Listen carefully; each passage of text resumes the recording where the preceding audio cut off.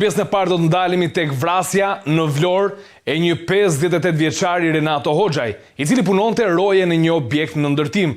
Megjithatë, siç ka ndalë edhe nga kamerat e sigurisë, autori shkon i maskuar me një maskë kirurgjikale me kapele, dyshohet që ka vendosur edhe peshë shtesë në trupin e tij për të mos u identifikuar pra nga fizionomia e tij dhe shkon kryen këtë vrasje. Ka vetëm disa momente ku ai duket shumë i qetë teksa shkon për të kryer këtë, le të themi, ekzekutim ndaj 58 vjeçarit. Mirë, po çfarë ka ndodhur? Në momentet e para, u dyshua se kjo vrasje mund të kishte ndodhur për çështje motivi, pronësie pra, por me sa duket më pas doli që kjo ishte një vrasje organizuar për çështje të cilat lidhen në dyshime të forta, pra që lidhen me grupe apo familje të forta të ndërthura me aktivitet kriminal në qytetin e Vlorës. Megjithatë, tashmë është arrestuar edhe një person, Eris Memetaj, i cili dyshohet që është personi i cili ka dhënë autorit mjetin për t'u larguar nga vendi i krimit. Dyshimet e para të cilat kanë ardhur nga ana e grupit e timor është që personi i cili ka kryer vrasjen mund të ketë dalë nga territori i Shqipërisë. Por megjithatë, janë informacione paraprakë të cilat ashtu rezultojnë edhe për grupin e timor dhe do duhet verifikohen më tej, por ne do të shohim me kujdes pra se me çfarë lidhet konkretisht kjo vrasje. Një vrasje me shumë mister. Një skenar që ngjan më shumë me një ekzekutim të mirë organizuar se sa me një krim të rastësishëm. Në orët e para të 27 prillit, 58 vjeçari Renato Hoxhaj u qellua për vdekje me 4 plumba, 2 në trup, 2 në kokë, pranë banesës së tij në lagjen Hajro Çakëri të Vlorës. Ai sapo kishte përfunduar turnin në punë dhe po kthej në shtëpi, pa e ditur se aty e priste vdekja. Autori i veshur me të zeza, me kapuç dhe maskë kirurgjikale, u filmua nga një kamerë sigurie disa metra larg vendit të ngjarjes, ndërsa lëvizjet e tij para dhe pas vrasjes ishin të kujdesshme dhe të organizuara. Nga hetimet paraprake, dyshohet se autori ka hyrë nga një rrugicë pas pallatit ku 58 vjeçari punonte, duke i dalë tij të fundit përballë dhe më pas është larguar përsëri nga rrugica. Por ky nuk ishte një krim i zakonshëm. Në vendin e krimit nuk ka pasur kamera sigurie, teksa hetuesit tashmë nuk përjashtojnë mundësinë që personi që kreu vrasjen të jetë ndihmuar me informacione të sakta rreth lëvizjeve dhe vendodhjes së viktimës 58 vjeçare. Burime nga grupi hetimor bëjnë me dije se viktima dyshohet se ka qenë informator për një grup kriminal në qytetin e Vlorës dhe se porosia për eliminimin e tij mund të ketë ardhur nga jashtë Shqipërisë, konkretisht nga Emiratet e Bashkuara Arabe, nga Dubai. Në këtë pistë, hetuesit janë përqendruar tashmë duke lënë pas dyshimet e para që lidhin krimin me një konflikt për pronën ku Renato kishte banesën. Ndërkohë hetimet kanë sjellë një zhvillim të bujshëm, një person është arrestuar në Tiranë, një tropojan që merrej me shitje pronash dhe që njihet si mik i Sidorel Prendit, alias Rohan Brahimit. Sipas policisë, ky person dyshohet se i ka dorëzuar autorit mjetin me cilin u largua pas krimit, madje i kishte ndërruar edhe targat. Në telefonin e tij janë zbuluar të dhëna të rëndësishme për zbardhjen e vrasjes. Viktima, i cili jetonte me një grua nga komuniteti rom dhe ishte babai 2 fëmijëve, kishte filluar të merrte masa sigurie kohët e fundit. Sipas informacioneve, ai kishte instaluar kamera në çdo cep të banesës së tij, kamerat që më pas ndihmuan hetuesit të rindërtojnë lëvizjet e autorit. Por pavarësisht gjithçkaje, ekzekutori ende nuk është identifikuar dhe dyshohet se ka lënë territorin shqiptar me njëherë pas krimit. Disa besojnë se është ndihmuar nga persona të tjerë që kishin ndjenjë të saktë për lëvizjet e viktimës.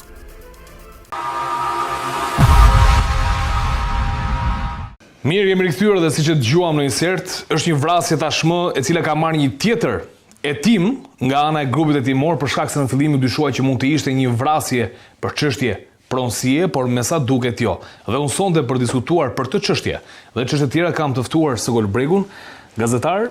Faleminderit shumë, Sokol. Faleminderit ju për ftesën. Si do na bashkohet pak çaste më vonë në pjesën e dytë na bashkohet edhe Bledar Bejko, avokat dhe ish prokuror, ndërsa këtë çështje do ta trajtojmë me Sokolin. Sokol, tani ç'ishte kjo vrasje në Vlorë, e cila ndryshoi u hodh tezën fillim që mund të ishte vrarë për motive pronësie, por historia na ndroi një moment. Duhet dim një gjë, se kush e hodhi tezën. Tezën nuk e hodhi policia. Tezën nuk e hodhi as grupi hetimor. Tezën e parë e hodhi familja mbështetur nga media. Pra nuk është se ishte një pistë ajo që u tha në fillim për një çështje toke. Sepse duhet kuptojmë që edhe sikur po të donin tokën e viktimës, ai në bazë të kontratës, në bazë të asaj do merrte i përfitim të vetin. Nëse do ta bëje dhe do të ishte e vetmja kjo mundësi, njeriu që e kishte telefonuar do kishte lënë aq shumë prova sa do ishte aq e dukshme që ishte njeriu që e kishte porositur. Pra, pista e pronës nuk mund të futet në fare sepse fundit edhe në bazë të gjitha marrëveshjeve dhe ti do marrësh, do përfitosh diçka nga prona jote. E qartë. Plus që nuk e di pash pastaj komendet, unë nuk e di që fiksa ajo lagje, pastaj mund të shkoj në çmime kaq të larta sa nuk gjenden as në Tiranë, se pash jo 1.500 euro, jo 2.000, jo 2.500 euro metri katror, s'po arrija do të kuptoja, domethënë që pikërisht në atë lagje të Vlorës mund të shkoj çmimi i metrit katror të një apartamenti aq. Aq kushton dhe në qendër të Tiranës nuk kushton aq. Megjithatë, këto janë hipotezat e para, çdo kush ka të drejtë. Unë gjithmonë kam parim, domethënë cilësinë e informacionit edhe gjithmonë shqetësohem për mënyrat e para që hidhen në trege për dyshimet ku nuk janë të bazuar sepse mund ta marrësh nga policia dhe policia mund të çojë në një pistë të gabuar, sepse vetë mund të jetë në pistën e parë të gabuar, pastaj ndryshon. E qartë. Shumë kohë më vonë, disa orë më vonë, pasi kishte ndodhur ngjarja, policia doli në një përfundim që ishte një historik e një përplasje midis dy familjeve, dy grupeve, mund ta quajmë si duash, që operojnë në qytetin e Vlorës. Dhe kjo është e gjithë historia. Tani nuk arrim do të kuptojmë se cili ishte roli i personit në fjalë. Është përfolsi informator i njërës nga grupet kriminale. Është një vrasje e cila vjen një vit e ca pas ekzekutimit me snajper të Gzim Sinomatit. Është pak e vështirë, nuk i bën dot lidhjet, nuk i bëjmë ne këtu në sken krimi sigurisht, por hapësira për dyshime në Vlorë krijohen. Një vrasje porositur nga Dubai është edhe teza tjetër. Nuk policia nuk del dot në këtë lloj informacioni, nuk mund të është. Unë mendoj që duhet të jetë një përleshje, një përplasje, askush nuk arrin dot të dalë në përfundim se si erdhëm tek ekzekutimi i personit në fjalë. Çdo gjë mund të jetë mundur, kemi një të arrestuar, kjo është Vështëris Mehmeta i ka mbështypën, u arrestua një ditë më parë. Po, edhe roli i tij është që automjeti që ka qenë në vendngjarje i përket atij. Atëherë këtu janë dhe pamjet e kamerave të sigurisë, që shihet, ky është autori i dyshuar. me kapele, me maskë kirurgjikale, kemi pamje tjera, domethënë ecën, okej, kjo është kamera tjetër, kamera dytë. Domethënë dyshohet që mund të ketë vendosur edhe një lloj barku silikoni kuptimi. Mirë, atë është shiko, kamuflazhi është gjëja kryesore. Do të kemi vetëm mbulimin në regjia, okej. Ja, ky është momenti. Po. Shiko, në ekzekutim të gjithë tani duke ditur, sepse ai e di fare mirë që aty ka kamera, ai përdor kamuflazh. Nuk ngre kokën kurrë sipër, dhe po ta ngrej ka një maskë kirurgjikale që nuk të lë ta dallosh për të mbuluar syt. Ka një veshje me cilën ka veshur, jam 100% i bindur që ka veshur më shumë rroba dhe nuk është ky fiziku i tij. Pa e ta përcaktosh tamam fizikun. Ai e di fare mirë që ka kamerat nuk mund t'i shkatroj. Nuk e ndjen fare për këto kamera, sepse e kupton fare qartë që kurkush nuk mund ta identifikojë nga kjo pikë. Pra ja urdhët e kec. Ja, e kemi edhe nuk e gjen dot fare kush. S'ka, është totalisht, pra në një moment ti ke përftuar kamerën, po kamera nuk të ndihmon fare, se cili është automjeti përdorur në vendngjarje, po e ka ndihmuar sepse është ndryshuar edhe targa. Tani dalim.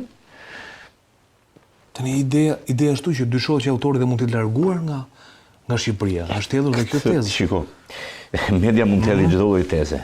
Po ne nuk e dim kush është autori që të themi që është larguar. Se po t'jeta larguar ne e dikim edhe autorin. Media s'di autorin, po di që është larguar. Tani si dolim në këtë përfundim. Se nuk rri mirë, domethënë, që është larguar. Tani, cili është? Me që di që është larguar. Kjo është e gjithë dikush e bën lidhjen me Dubain. Tani është bërë dhe eksotike. Thuash në Dubai, u porosit nga Dubai. Çdo gjë u porosit ka nga Dubai. Po nga Tirana dhe nga Vlora porositet në gjë, po vetëm nga Dubai vinë porosit. Unë s'para I kam qeftoj historit me porosit, do më thënë edhe me këto daljet. Jo, porosia vjen nga Dubai, jo vjen nga Vjena, jo vjen nga Londra. Porosit janë aty. Janë afër. Dhe është më egzotike për një pjesë të gazetarëve thonë që kjo po vjen nga Dubai si histori, dhe nuk që ka egzotike që policia e Vlorës po thuaj se nuk ekziston. Ka gjetur ndonjë gjë policia e Vlorës deri tani në të gjitha aktet që janë kryer aty, të paktën në 2 vitet e fundit? Zero. Kaq. Pse nuk Atentatin e fundit e patëm ndaj Kevin Harullës, Djali Xhaxhajt të Inez Harullës, ngjarje e cila po dhe vrasja me sniper. Po, nuk u gjet asgjë. Po edhe po thënë dosje Tritole që kanë pasur vitet e fundit të përplasjet. Asgjë. Po na kujtohet ishte dhe kemi diskutuar vendosja e edhe Tritolit tu në Tiranë, në parënkatin e 9 që erdhi dyshimet. Nuk u gjet as ajo që nuk ka lidhje me Vlorën, por në afërsi të Vlorës a u vra edhe një njeri përpara pak muajsh. Në rasti nga I Mirditës. A u gjet gjë dhe për atë? Po gjetën edhe në atë rast gjetën vetëm njërin që kishte viktima ishte me mbiemër Bardhi, po gjetën vetëm njërin që kishte vjedhur targën po atë ditë. Të ngjim ata që sigurojnë kushtet, jo ata që kryejnë vrasjen. Sepse mund të lënë në një gjurmë. Kemi ne ndonjë identifikim të plot të autorëve në të gjitha ngjarjet e fundit në Vlorë? Jo. Ky është problemi I cili do na çojë dhe mendojmë se do ketë dhe të tjera. Kaq. Mjafton e gjithë historia për të kuptuar që kjo është tani kjo na bind të kuptojmë që aty ku shteti nuk ekziston, krimi organizuar e gjen formën për të krijuar kushtet e tij për të kryer aktivitete kriminale. Bukur thënë kjo Sokol. A mos ndoshta krimi këtu në Shqipëri, në qytete të ndryshme, siç është Shkodra, siç është Elbasani, siç është Vlora, sepse këto njihen për natyrën e egër dhe brutale për mënyrën se si kryen ekzekutimet edhe vrasjet. Ndoshta Vlora mund të jetë më e çuditshme, pikërisht edhe për këto që sapo përmendi që policia ndonjëherë e ka të vështirë edhe të bëj. Ka një natyrë si të nënveshme shumë për mënyrën se si kryet. Peska Vlorë, Durrës, Sarandë, Elbasan, Shkodër, pothuajse njësoj është. Okej. Tiranë. Por domethënë Vlora më është dukur shumë e çuditshme në këto përplasje, se pak a shumë dihet kush. Por a mos ndoshta krimi po jeton më shpejt se sa policia në këtë histori? Jo, krimi kudo. Se këta duket e di nga ku i vjen. Ne përpara një jave folëm gjërësisht për Lezhën e cila ndodhet në këtë pikë. Nëse Vlora ka patur më pak vrasje se Lezhë, në Lezhë ka patur akoma më shumë. Asnjë arrestuar aty. Cila t'jep iden që familjet e marrin vesh nga I erdhi. Nga ku I vjen plumbi. Pse? Po themi u arrestoi një njeri në këtë histori.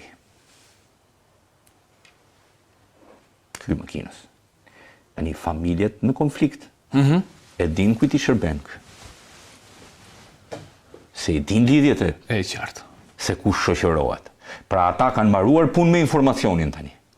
Se si ndodhi, pse ndodhi dhe kush u përdor në krim. Policia dhe ne s'dim gjë. Tani, mirë ne që bëm akide, nuk dim gjë. Edhe nuk na takon t'i dim të gjitha. Po. S'kemi si t'i tim.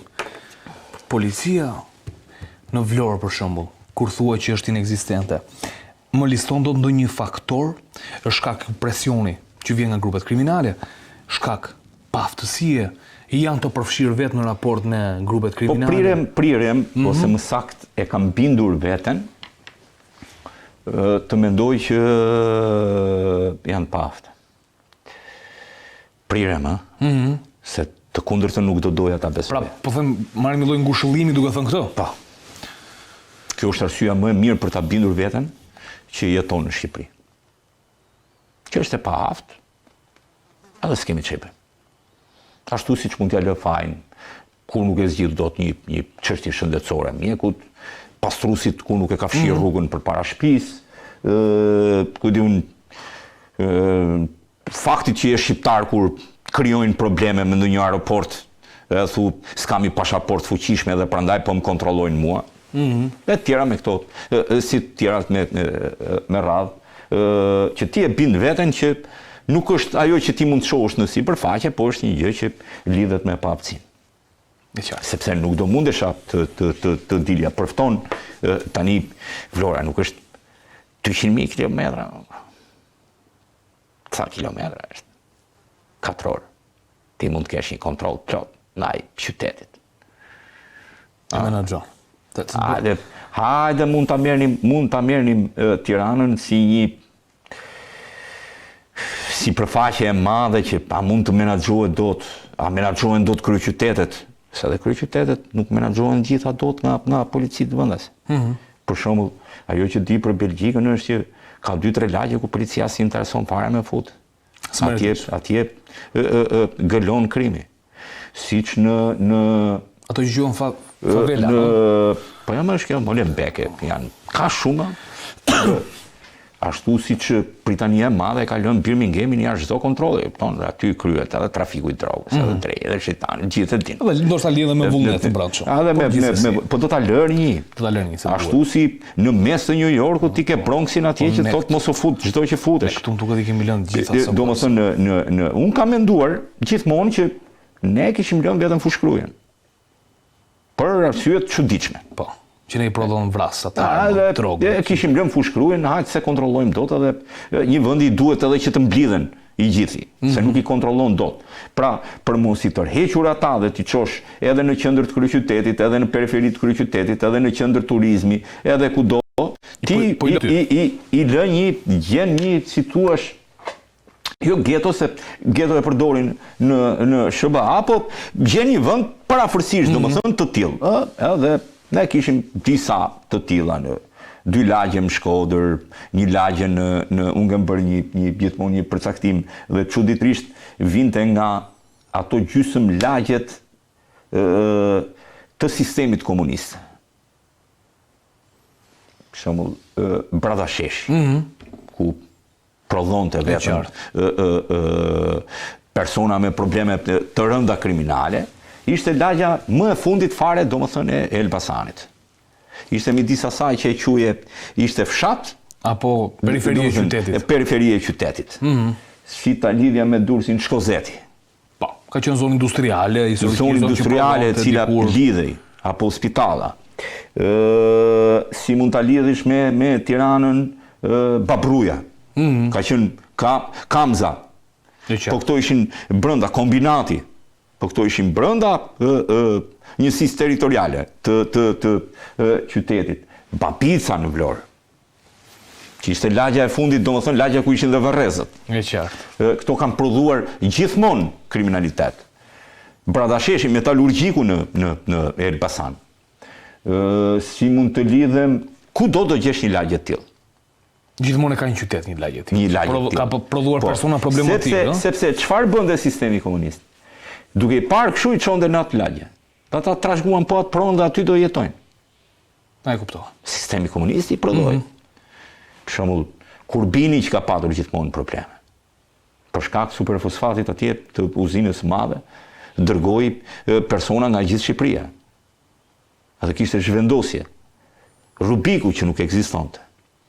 Si mund të them, në një qytet i cili ishte bazuar nga miniera. Edhe i krijonte sistemin dhe krijoi gjëra të tilla. Sigurisht to prodhuan dhe këto pasojë po thonë brapa pastaj në Cërriku në një formë, se edhe atje do kishte. Dhe kjo ishte logjika e krijimit, të cilat ne disa prej tyre i kemi ende problematika dhe sot, por mos harrojmë që edhe zhvillimi në Shqipëri solli ca problematika tjera. Pra solli Pathore, solli Unazën e re, e cila është një problematik në zhvillim në Shqipëri, ku pjesa më e madhe e krimeve ndodhin aty, sepse ishte një ndërtim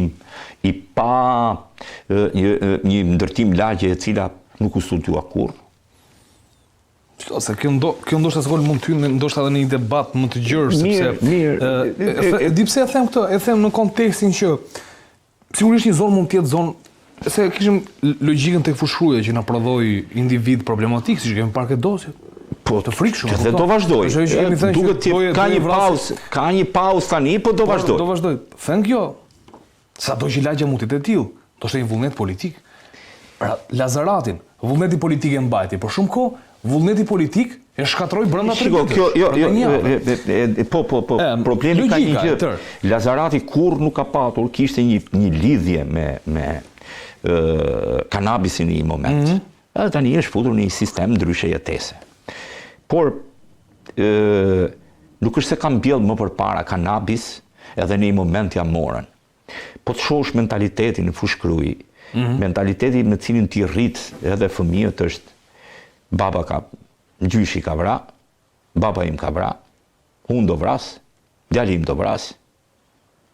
Se kështu e kanë konceptin mundësia. Një familje tjetër thot, gjyshi im vit, grapiste, kështu bëri dhe baba, kështu bëri dhe unë, kështu do bëri dhe fëmijët. Ta trashëgojmë të po. Tani, do më thënë, këto nuk i ndalë dot një shtet, në asnjë lloj forme. Ka mundësi në për qytetet caktuara të cilat e kanë këtë lloj. Që sigurisht do prodhon natyrën e ndryshme të kriminalitetit, ëh? Si më ta thënë, domethënë, për qytetet caktuara, Mirdit, Lezhë, Kurbin, Malësi e Madhe, ku e di, ndjenja e gjakmarrës është shumë e fortë. Nuk mjafton se je me 100 burra në familje apo je me 7 burra në familje. Kur kush nuk i ndalet kësaj historie. Dhe kështu ka për të vazhduar dhe për kohë të gjatë. Pse nuk ka gjakmarrje në përmet? Se nuk e kanë trashëguar. Pse nuk kanë në Gjirokastër gjakmarrje? Se nuk e kanë trashëguar. Pse kanë në Vlorë? Po ka se ka pasur një kanun të Labris, cilin ne nuk jemi në gjendje ta lexojmë, domethënë sepse është zhdukur si dokument. Po siç ishte kanuni i Lek Tukaqinit, ishte edhe kanuni i Labris. Dhe ai ishte i fortë. Kam dëgjuar dhe kam ndoshta edhe shumë dhe me Egër, po, domethënë, pse në Tepelen ekziston gjakmarrja dhe 7 kilometra që ndahet me përmetin dhe me po aq e ndan. Me këtu përmeti, këtu Gjirokastra dhe këta nuk kanë histori të tilla gjakmarrje, por Tepelena e vazhdon. Pjesë e fshatrave të Vlorës që lidhen me Tepelenën e vazhdon, pra Labria e vazhdon historinë. Nuk është se e fal. Dhe aty e ka mendjen. Nuk e ka me të mbyll me sa shu e ka trashëguar gjakmarrjen, nuk e ka me ngujime me histori, nuk e ka me radhë, nuk e di se si mund të jetë e shkruar. Por ekziston. Pra, ato që kanë ardhur si pasojë dhe si rezultat dhe si rrjedhoj e zhvillimit shoqëror ndërshekuj të këtij vendi, vazhdojnë t'i kemi. Domethënë, nuk është se erdhi Partia Socialiste apo Partia Demokratike dhe gjeti fushkrujen aty dhe e bëri ti. Ja. Në fushkruj dhe në kruj, kishte vrasje dhe në kohën e diktaturës. Mund të parandalojmë, sepse logjika e tillë është parandalimi. Parandalimi është vetëm arrestim. Kaq, nuk ka parandalim, fare, nuk ekziston parandalimi, ky është në gjithë botën. Pra si në rastin konkret, nëse do kishte një identifikim të vrasjes së parë, nëse do kishte një të dytës, s'kishte do kush, do mendonte që nuk vras, se do shkojmë burgim përjetshëm.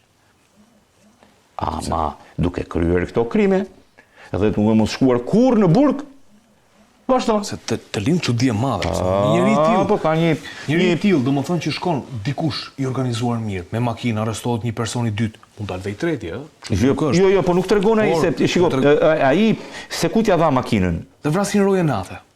Që punonte me domethënë nuk jam në gjendje të di se cili ishte roli i ri rojes. E kam ditur që në momentin e parë që ka ndodhur, momentin e parë, pak kohë se ndodhi ngjarja, që nuk ishte ashtu siç po raportoi për çështje prone. E dija që kishte një lidhje. Nuk jam në gjendje, as policia nuk është në gjendje për momentin të përcaktojë se cili ishte roli i tij në këtë mes. Informacionet që unë dëgjova, shtëpia e viktimës ka qenë pranë shtëpisë të Sinomatit. Po s'ka lidhje, pse duhet ta lidhim, pse duhet ta lidhim me Sinomatin në një pikë. Jo, e di pse, se nëse ky personi mund të ketë pasur një rol në raport me familje të fuqishme, siç është ndoshta Sinomati, ndoshta të përfshirë edhe në aktivitete kriminale për cilat janë akuzuar, publikisht, ndoshta të lind dyshimi që ky personi mund të shërbente kësaj familje dhe mund të kishte shkelur diku tjetër. Nuk jam në gjendje, këtu në këtë emision sigurisht teza edhe, në teza diskutimi pa cënuar askënd. Domethënë gjithmonë e themi që me dyshim kjo histori. Doli emri i Sidorel Prendi Duran Ibrahimit, personi i cili u arrestua një ditë më parë, i cili ka siguruar makinën për autorin, ka lidhje edhe me të. Prapë kjo nuk na çon gjikundi apo jo? Shiko. Nisi që punë e medias, domethënë në kjo punë e medias është pak e vështirë në logjik. Mase në një ditë mund të jem dhe unë me ndokënd e thotë që ja ky që po shërbente për atë. Tani ku bë lidhja pse i shoh, domethënë. U bë një lidhje midis ky që kishte makinën, pas ka pas shok një viktim. Pa ai mund të ketë edhe 7 viktima të tjerë. Tani çfarë me 7 vrasje do ta lidhim? Se kuptoj domethënë Sidorel Prendi ka një vit që ka ndruar jetë. Domethënë ky ku hynte në të gjithë të pikë. Që e kishte shok edhe atë, kishte shok edhe këtë, kishte shok. Kujton, një njeri mund të ketë shumë shok. E qartë. Sepse lidhjat unë kam provuar, shiko, unë kam shumë të shenjtë cilësinë e informacionit në një pikë dhe nuk do doja kur them diçka, domethënë nuk do doja të nxitoja dhe raporti pastaj me të vërtetën del ndryshe. Jo, dhe unë pikërisht kam parë. Prandaj po bëj këto pyetje për të marrë një përgjigje korrekte. Ka shumë kolegë të cilët çan nuk thon Dubai, ku e di unë Vjena, kjo etj, po nuk e kanë problem që të nesërmen kur del ndryshe bëjnë sikur e dinin dhe atë. Dhe nuk do doja, kjo është një vrasje shumë e vështirë për të zbardhur. Edhe nga ana përveç të përfshirëve dhe të dëmtuarve në konflikt, kur kush nuk e din se si është e vërteta. E qartë. Të dyshuarit në konflikt dhe ata që kanë pas mik viktimën e din fare mirë se çfarë ka ndodhur. Që këta kur nuk bashkëpunojnë me drejtsinë. Asnjëherë nuk bashkëpunojnë me drejtsinë. Zgjidhen halles mes. Nuk bashkëpunojnë. Por edhe ndonjë faj shumë të madh nuk i vë prokurorit në rastin konkret, por policisë, e cila duhet kishte mbledhur informacion se çfarë po gatuaj, se duhet kishte një shërbim informativ, duhet kishte një që pothuajse nuk ekziston në Vlorë fare, duhet kishte një informacion se çfarë po gatuaj, por prokurorit nuk i vë asnjë faj. Të shohësh të video, gjoja ke një provë shkencore për zero, nuk arrin dot të kuptosh asgjë. Kalon hije më atë ja urdhë kjo është. Se ai ka sado që ta pastroj. O cilësinë le ta pastroj, ai është i mbuluar i gjithi. Ai ka kamuflim në çdo moment. Nuk arrin dot ta kuptosh se kush është. Çudi e madhe. Nuk tani po më the Sokol që vrasje do ketë tjera se natyra atje, ha? Po normale që do ketë. Thën, po si bam njëra edhe tjetra. Po normale që do ketë vrasje. Përderisa ti nuk arreston asnjë. Ja, është njësoj si historia e Lezhës. Ti asnjë ata vazhdojnë. Ata janë prokurorë dhe gjykatës si vetvetes. Çdo kund. Tani kanë filluar të jenë prokurorë dhe gjykatës të vetvetes. Dhe kur them që Spaku në këtë kuadër është zero, e kam thënë shpesh, sepse Spaku nuk merr përsipër asnjë nga këto vrasje për tetuar. Sepse nuk janë ato, shiko. Se nuk është ky, shiko, këtu nuk është i treti këtu. Nuk është. Po ku e gjeti media pasaj që e lidhi me Dubain me e di ka media që çeka me Dubain, se di ka Spaku që çeka me Dubain dhe nuk e merr si çështje. Tani cilin besojmë? Se po t'jetë me porosi nga Dubai, si thot media. Atëherë pastaj është grup i strukturuar. Spaku nuk e merr këtë. Një u arrestua, vrasi 2 edhe porositë janë ndej 3. Mbaroi histori. Po të mos ishim media për ditë për vrasjen në Dobraç, as atë nuk do e merrte. Që ta kalonte në por merr një vrasje të 2004-s dhe më thot mua dalë se do zbardhim tani, thjesht se emri që qëndron nga pas quhet Lulzim Berisha. Dhe pastaj heq fare dhe akuzën. Po jo po. Ç'më duhet ajo para se viteve. Një 2004-s. Që nuk prodhon më një hetoj atë, por mos ma sill si një shërbim i madh ndaj. Dhe në Shqipëri vazhdojnë dhe vriten pafund. Po mirë, pse nuk e mori këtë? Që në momentin e parë kur kishim një vrasje me sniper në Vlorë. Po sniperi ç'a është? Nuk është vrasje e krimit organizuar, ë? Jo, më është një Nuk vrasës, është strukturë një kjo. vrasës me një pushë me dy lbi vreti. Kjo lloj vrasje sipas Spakut, kjo nuk është e krimit organizuar. Dy hallexhi që marrin 4 sirian nga Kakavia dhe i çojnë në atje për 70 euro në ditë, ky është grupi strukturuar kriminal.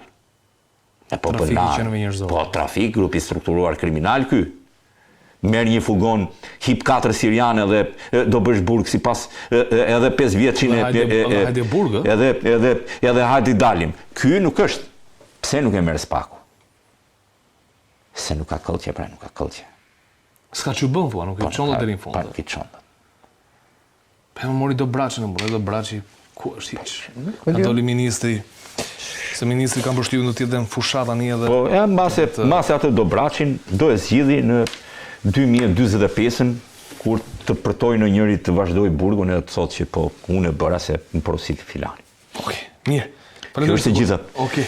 Kjo është mënyra se si e shoh dhe më vjen vërtet keq që të vazhdojnë vrasjet, vazhdojnë, nuk ka asnjë qasje, nuk është ka një e vetmja ajo që shoh që mund të ketë një partneritet të krimit organizuar me shoqërinë.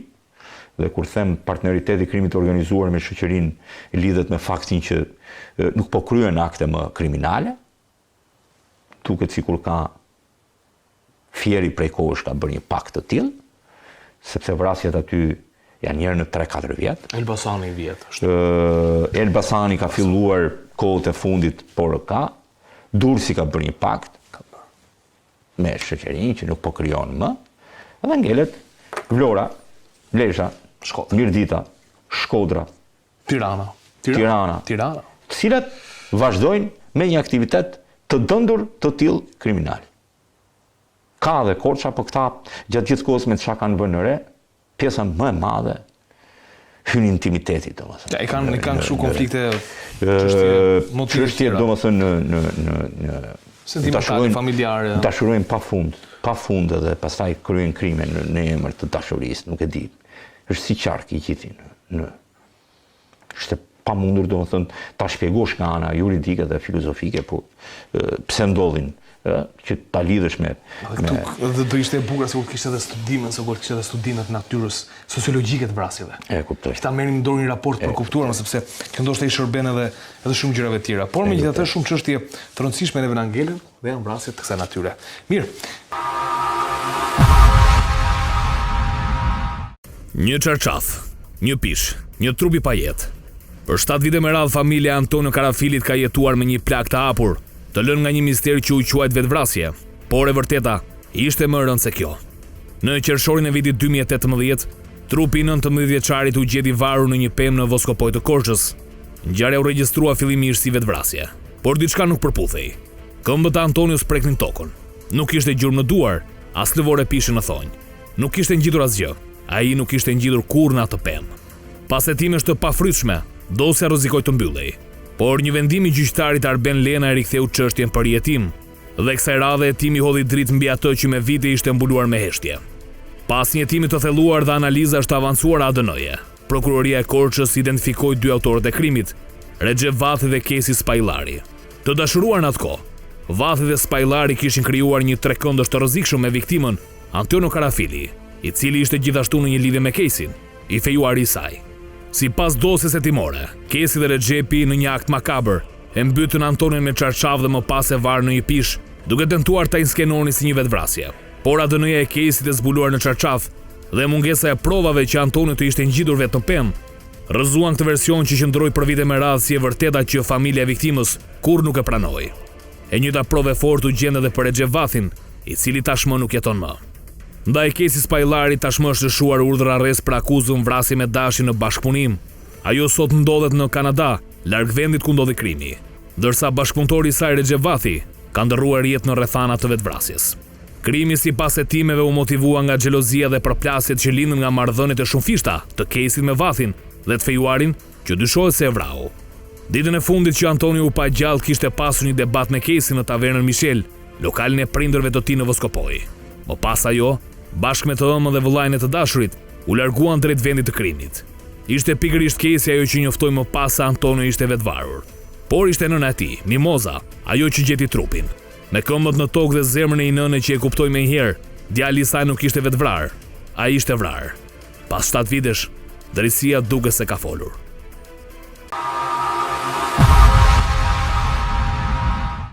Mirë, jemi rikthyer dhe siç e dëgjuam në këtë insert, pra një vetvrasje e cilësuar e tillë në fillim rezulton sipas hetimeve të prokurorisë të jetë një vrasje. Na është bashkuar tashmë në këtë pjesë të dytë në studio Bledar Beko, ish prokuror, avokat. Beko, shumë faleminderit. Faleminderit për ftesë. Mirë, atëherë do vi tek ju, por po vazhdoj këtë pjesë me Kolin. Sokol, kaq vite zbardhur këtë vrasje, tani çfarë ndodhi në gjithë historinë, këtë Korç?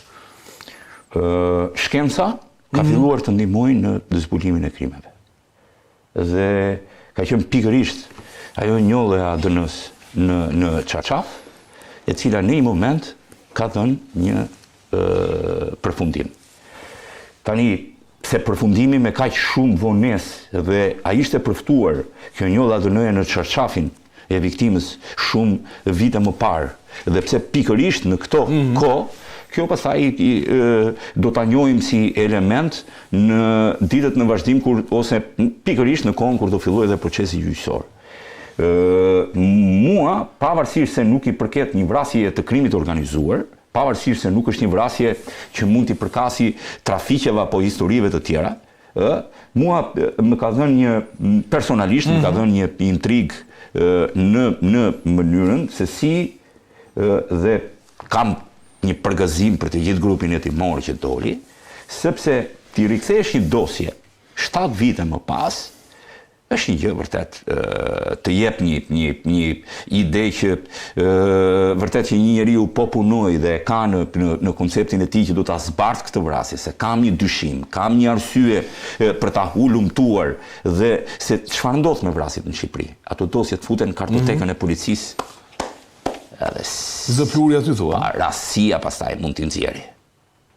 Ama në këtë rast kemi patur një dyshim të plot, sepse ka pasur në Çarçafin e viktimës, ka patur edhe një gjurmë të ADN-s së njërit prej autorëve të krimit të supozuar, të dyshuar, sepse prezumohet pafajësia.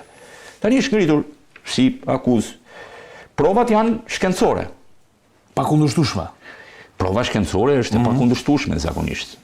Në këtë pikë unë them ka një zbardhje, sepse shkenca nuk të lë të gabush. Arsyet pse janë njollat në mjetin e krimit, pra në mjetin e vetvrasjes, atëherë do duhet ta shpjegoj i akuzuari në proces gjyqësor do mbrohet.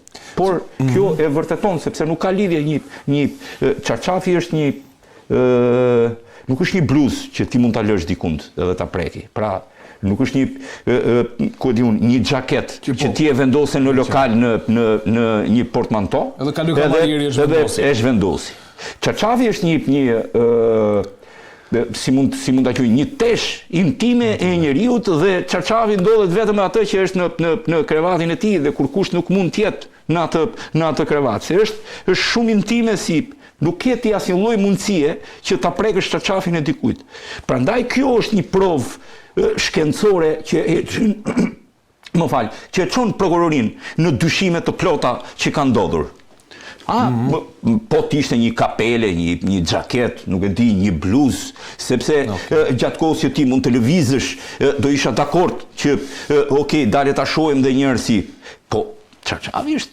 Edhe në histori ka dhe gjurmë të akuzuarit tjetër tashmë, i cili ka ndruar jetë Recep Vafi, për cilin që janë gjithë njëjtat gjurmë ADN-je, në të njëjtin Çarçaf. Të njëjtat. Dhe kjo si duhet e përforcon më tej. Kjo e përforcon, por atë është pushuar hetimi sepse ai ka humbur jetën. Tani atë që t'i jep një intrigë akoma më të madhe është historia pse. Kjo pastaj është motivi, do të na japi një ide më të qartë, më të përafërt, sepse ne nuk jemi ende pavarësisht çfarë mund të dinë dy familjet përkatëse, familja e vajzës të cilët edhe ajo është e përfshirë, familja e të akuzuarit që ndodhet prej kohë jashtë vendit, familja viktimës, se çfarë bisedash mund të dinë ata që çfarë ka ndodhur me të rinjt rreth e rrotull. Por kjo na jep edhe një herë idenë që në numrin e madh të vetvrasjeve që ndodhin në Shqipëri, nga 280 deri në 300 në vit, a mendojmë ne që të 300 këto, se nuk ka kur një akuz, ky është një rast i rrallë për vetvrasjet. Në 300 që ndodhin, të gjitha janë me vullnetin e plot të viktimës. Se në kujtojmë rastin në Durrës të Bedrije Lokës, i cili u akuzuar bashkëshorti ajo e Bedrije Lokës një. Ajo e tragedia e Shkodrës me 3 fëmijë. Tragedia e vajzës së re nga TikTokeri që e shantazhonte. Erdhën si pasojë e presionit mediatik. Sa ato do ishim shehur. Erdhën si pasojë e presionit mediatik. Në të kundërt, policia nuk do merrte hapa. Në rastin e Bedrije Lokës, çdo ditë kishte ndonjë emision për të. Sepse gjithë dyshonin, nuk e dyshonin në keqtrajtimin e saj, por e dyshonin për foto në TikTok, në rrjetet sociale. Ngel vetvrasje dhe do mbyllë aty. Jo se mund të kishte një të akuzuar për shkak të vetvrasjes. Shantazhi që i bënte TikTokeri me një person tjetër që u vra vajza në Tiranë pas Bedrije Lokës. Edhe ajo prej shantazhit që po bënte media. Shantazh unë e quaj në thonjza, një shantazh mirëfilli. Shantazh pozitiv. Në rastin e Shkodrës, sërish, që atje nuk mund të dilje kur në përfundim, sepse viktima trupi viktimës që u gjet, nuk ishte i dhunuar. Dhe shkoj në përfundim dhe një dënim të bashkëshortit për një dhunë emocionale. Që është shumë e vështirë që dhunën emocionale ti ta provosh që është kryer dhuna emocionale. Sepse është një gjë që ti nuk e sheh, nuk është provë. Dhe qartë. Është një përqasje, është një bindje e brendshme e prokurorit apo e gjykatësit kur e japin vendimin. Por duke qenë se në mes kishim dhe 3 fëmijë viktima, atëherë për të mbyllur një zhurmë të madhe, ku policia nuk ishte reaguar, ku policia nuk ishte marrë asnjëherë denoncim, kur të gjitha institucionet në Shkodër nuk ishin vepruar, dolëm në atë proces që është i drejtë apo jo, kjo është një tjetër gjë, e ka dhënë vendimin, unë mund të kem mendime të ndryshme në këtë rast, po e ka dhënë tashmë vendimin gjykata e Shkodrës. Por këtu dalim dhe ky është shqetësimi im, si 300 vetvrasje që kryen në Shqipëri, të gjitha janë me vullnetin e plot të viktimave. Po ta shohësh raportin e prokurorit të përgjithshëm në 15 vitet e fundit, ti marrësh vit pas viti. Thot, shkaktimi vetvrasjes. 300 kallëzime se do filloj kallëzimi, nëse do shkoj prokuroria, kur ndodhi vetvrasje do shkoj. Asnjë dërguar në gjyq. Mbyllet aty. Përveç vitit kaluar që kishte 3 apo 4 raste. E qartë. Të gjitha. Këtë e kam bërë gjithmonë për shtypje. Mirë, po ne nuk i jetojmë vetvrasjet. Ja ndodhi në një rast që kishte një dyshim dhe u hap më vonë. Dhe që kanë insistuar dhe familjarët, që kanë mund t'ju sillja një raste edhe të tjera të cilat kanë qenë me dyshime, po nuk janë marrë ndonjëherë. Familja nxjerr gjithmonë dyshime ose u vetvrahet etj. Zakonisht për gjëra të cilat ndodhin edhe në përburgje. Kur kush nuk i jeton, dalin, pyllen aty. Dhe prandaj kjo ishte një risi, një çudi e madhe. Atë që unë e kam thënë shpeshherë që unë fakt e kam thënë këtë jo duke menduar tek burrat në përgjithësi, por duke menduar zakonisht tek gratë në këto vetvrasje që mund të ketë pat në një shkaktim dhune kur ajo ka vrarë veten. Edhe duhet hetohet. Mirë, po prokurorit e jurisdiksionit përgjithshëm këto çështje mbyllin brenda muajit. Nuk do dosja në telash. Nuk ka ndonjë kërkesë nga familja, nuk ka ndonjë që interesohet për atë dosje, thotë, hajt fatkeqësi në familje dhe hajt ta mbyllim. Po jo, hajt ta mbyllim, duhet të dim, ja si në rastin konkret. Që erdhi. Unë nuk e di se cila ishte narrativa, shtytja. Se nuk e kam takuar, nuk e kam takuar njeriu që jetoi, cila ishte shtytja e hetuesit që i doli në përfundim pas 7 vitesh kësaj historie. Ndoshta Beko do na iluminoj pak tani, meqense ish prokurori i fushës besoj Beko duke pasur raste të natyrave të ndryshme për tetuar. Tani, për ta thjeshtuar pak se dua ta bëj ndoshta me një lloj skeme këtë, je prokurori i çështjes. Unë jam oficeri policisë, gjyqësore, do hetoj, kemi ekspertin mjekoligjor në këtë histori. Tani ndjes edhe publikut për mënyrën se do ta them, por gjem dikë të vetvarur në pend. Këmbët i kapin në tokë. Tani na oriento pak se si do t'i bëjmë këto hetime dhe çfarë do ku do të shkonte mendja aty si fillim Bego, si prokuror. Bëre një kazus të vështirë, por momenti i parë kur një person gjendet, urojmë që të mos kemi tilla raste. Sigurisht. Është si zakonisht kontakti me familjarët për të kuptuar çfarë ka ndodhur. Pra, ka pas probleme, s'ka pas probleme. Nëse po, me kë ka patur. Duhet të kuptojmë që vetvrasjet njihen që nga historitë ato që tregohen, për shembull se përmendi Sakoli këtu rastin e vetvrasjes së gruas në Shkodër, edhe foli me elokuencë. Edhe unë jam dakord, kemi rastin e Medeas në mitologji, e cila për hakmarrje për bashortin vrau fëmijët. Dhe rasti i Shkodrës ishte një mendimi im, ishte një mënyrë flas vendimi i gjykatës për të justifikuar një pasojë që nuk mund të riparohet. Është faj i gjithë shoqërisë. Pse është faj i shoqërisë? Edhe i shtetit. Sepse shoqëria plas familjarët, shteti ka të gjithë mekanizmat, ka ngritur institucione të cilët janë fiktiv për të mbajtur dhunën në familje dhe dhunën psikologjike dhe për të qëndruar pranë nënës dhe personave që janë dhunuar. Por nuk e dim në rasti konkret a kishte dhunë dhe si provohet dhuna. Sepse se po e shkëpus më fal. Pra nuk jepen të dhëna për dhunë nga kontakti i fundit. Pakën praktika këto raste kështu i ka diskutuar që janë njihen këto sidomos në drejtën familjare, rastet e hakmarrjes, raportet mes familjarëve dhe mendoj që ky ka qenë shkaku. Por që të mos zgjatëm te kjo, pra pyetja që më bë ju, momenti pas kontaktit me familjarët dhe shikohet vendi i ngjarjes. Për të krijuar një ide pastaj se çfarë ka ndodhur, si mund ta realizoj vrasjen një njeri në rrethana të tilla duke përdorur për shembull një litar ose një çarçaf ose si. Dhe këtu roli kryesor gjithnjë është i ekspertit mjekoligjor, pasi është eksperti mjekoligjor i cili e studion me kujdes viktimën edhe mundohet të kuptojë a është mbytyja, flas rastin e vetvrarjes, shkaku vërtet i vdekjes, a ka vdekur aty apo është sjell aty? I vdekur dhe ka apo sjell aty. A kemi ndërhyrje nga persona të tjerë në bashkëpunim me oficerin e policisë gjyqësore, po edhe me ekspertin kriminalist, mundohen të kuptojnë, pasi ka marrë dhe një informacion nga familjarët, po kanë bërë në një veprim tjetër hetimor, kanë pyetur dikë që mund ta ketë parë që ka shkuar aty ose kanë marrë një kamerë, varet se si është vendi, dhe mundohen pastaj që të bëjnë të rindërtojnë mekanizmin. Pra, si mund të kenë ndodhur, po. Kurse për sa i përket rastit në fjalë, dalin në fakt që janë dy njolla ADN-je tek ngjarja e Shkodrës dhe që njëra i përket vajzës e Korçës, ngjarja e Korçës.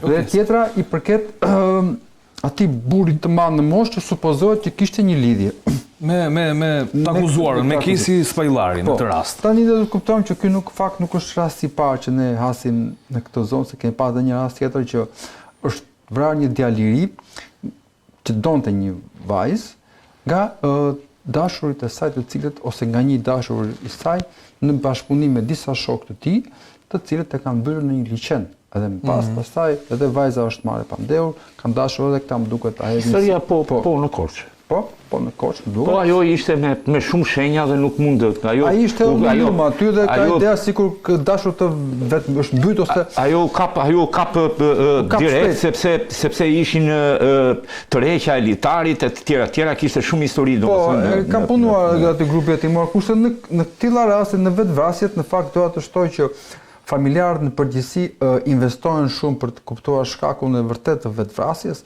në rast se është vetvrasje ose është vrasje, sidomos kur personi nuk shfaq probleme. Pra është një person normal, nuk ka shenja dhe ndoshta në rastin konkret të Korçës, që ne po diskutojmë tash, mendoj që ky ka qenë shkaku që i ka shtyr familjar duke marrë dhe informacion për qëndrimin moral të vajzës, të cilin ai kishte lidhje. Të gjitha këto gjëra bashkë duke ndihmuar dhe duke marrë kontakt edhe me grupin hetimor, por duke grumbulluar dhe provat dhe një analizë, duket se është një dosje që është kthyer nga gjykata pasi është studiuar nga gjyqtari kush bën një kërkesë nga prokuroria, ka ngritur pistën e vrasjes për të kamufluar si vetvrasje dhe nga hetimi është konkluduar që jemi, po edhe vetvrasja e bashkautorit tregon, mendoj, që duhet jetë një shkak tregues i ndërgjegjes së tij, që ndoshta ai nuk ka mundur dot që ta mbaj, mendoj unë, sepse kështu ndodh në këto raste, të mbaj peshën e vrasjes. Duket si gjë e lehtë që për një njeri që nuk bën vrasje, të vrasë një të pafajshëm. Dhe në këtë rast, për shembull, ky informacioni bie në vesh prokurorit çështjes që ka pasur në dorë. A mund gjitha dosjet diskutohen, analizohen, çdo dosje i nështrohet analizës, diskutimit verbal, që nuk le gjurmë, sepse nuk mban me proces verbal. Patjetër, sigurisht, edhe tani grupi hetimor dhe bëjnë analiza. Mund të ndodhur Begu që gjatë diskutimit, por nëse do marrim rastin kur Recep Vathi i akuzuar edhe ky për vrasjen e Antonio Karafilit, a mundet që prokurorit i ketë lindur kjo ide që shiko se ky personi që cilin e ka qenë pjesë ne kemi marrë në pyetje, ka vrarë domethënë të jep atë ndjesinë e brendshme që patjetër që kjo, sepse ka ardhur informacione që shiko kjo vajzë ka pas krijim medike tjetër, kjo takohet me atë. Pra kanë lindur konflikte, djali do ketë patur presione, do të jetë shprehur në rrethin shoqëror, ndoshta tek një afër familjar, ndoshta tek prindit, atë që ka pasur sepse njeriu ato shqetësimet brengat përgjithësi i nxjerr. Dhe do të shkuar pikërisht tek ai burimi i cili është i saktë. Dhe këto krimca mozaikë pastaj ngren një version mes versionit të vetvrasjes, nga edhe një version tjetër të vrasjes që në gjithë rastet shkon. Dhe në këtë rast, s'duket është forcuar ajo ideja që këtu ndodhen para një vrasje. Po shumë vonë, domethënë shikoj çfarë ka ndodhur, sepse ka mendje që janë marrë avokati i çështjes shumë gjatë me këtë dhe unë duhet dal në një tjetër problem këtu Bego. Tani, ekspertiza mjekoligjore ka nxjerrë që në atë kohë që viktima nuk ka pasur gjurmë në përduar të ngjitjes në pemë, sepse nëse do shkonte ke pema, diku do ishte kapur, diku tek thonë do ngelte kjo. Shumë e vështirë atë që të nisesh vetëm nga kjo dhe të thuash jemi në vrasje, sepse duhet të jemi pak të ndërgjegjshëm. Në momentin e parë, për shembull, po mundohem ta rindërtoj dhe më sa kuptoj nga ngjarja, është shkuar pa njëri i vetvarur. Pra kjo është ideja, që ky person është vetvarur. Po. Dhe kontakti që merr me familjarët, pastaj krijon një imazh tjetër. Plus dhe nga informacioni që merr thash nga rrethanat e ngjarjes, kush e ka parë, ku ka shkuar, dhe shikon që ky person mund të mos jetë vetvarur dhe mendon që ka ndërhyrë të tjerë, por është e vështirë që të dalësh në një konkluzion, të dalësh tek autorët e emrat, vetëm pse ai nuk ka hyrë aty, por do kem parë ndoshta gjurmë të tjera që i lënë në trup të tij, se për shembull, do të kuptojmë që të bësh një vrasje, pra edhe ta stimulosh si vetvrasje, duhet të ushtrosh një dhunë. Edhe lloj force, jo vetëm do lënë shenjë në trup, po edhe fizike.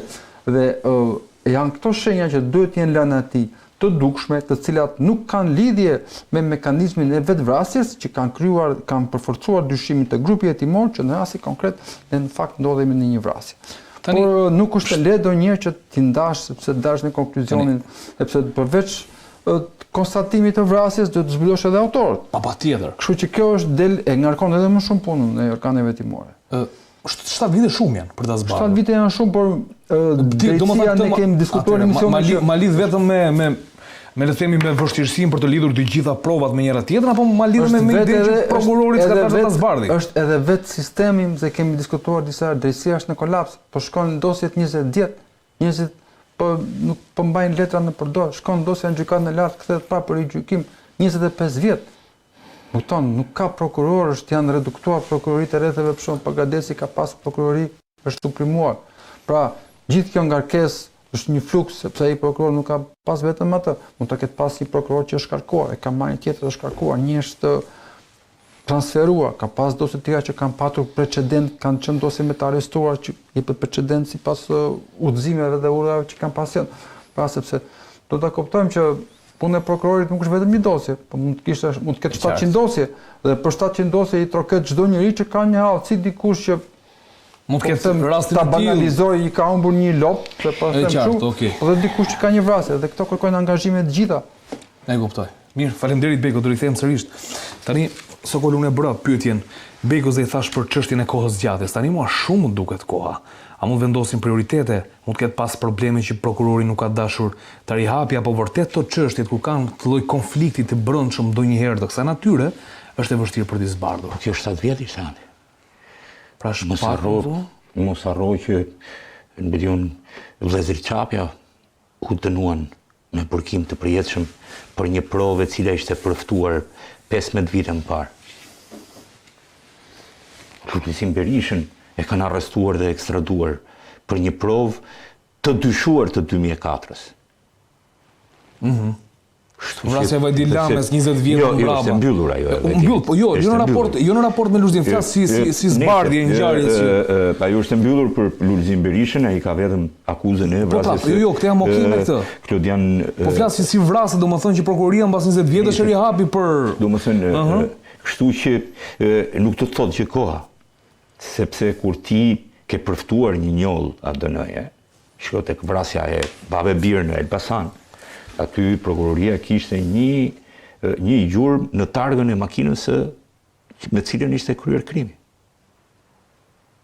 Dhe ajo gjurma i përkonte njeriu që u bëm pas i pandehur. I penduar, se thash i pandehur, i penduar. Ai e kishte atë gjurmë. Pra u përftua, sepse ishte gjurma e gishtit është provë shkencore, nuk hidhet poshtë. Ke një arsye pse ti e ke këtë. Gjurmë në këtë automjet që është përdorur në vrasje, do t'jap shpjegime. Edhe kjo, në këtë lloj forme, çaf ka pas një ADN.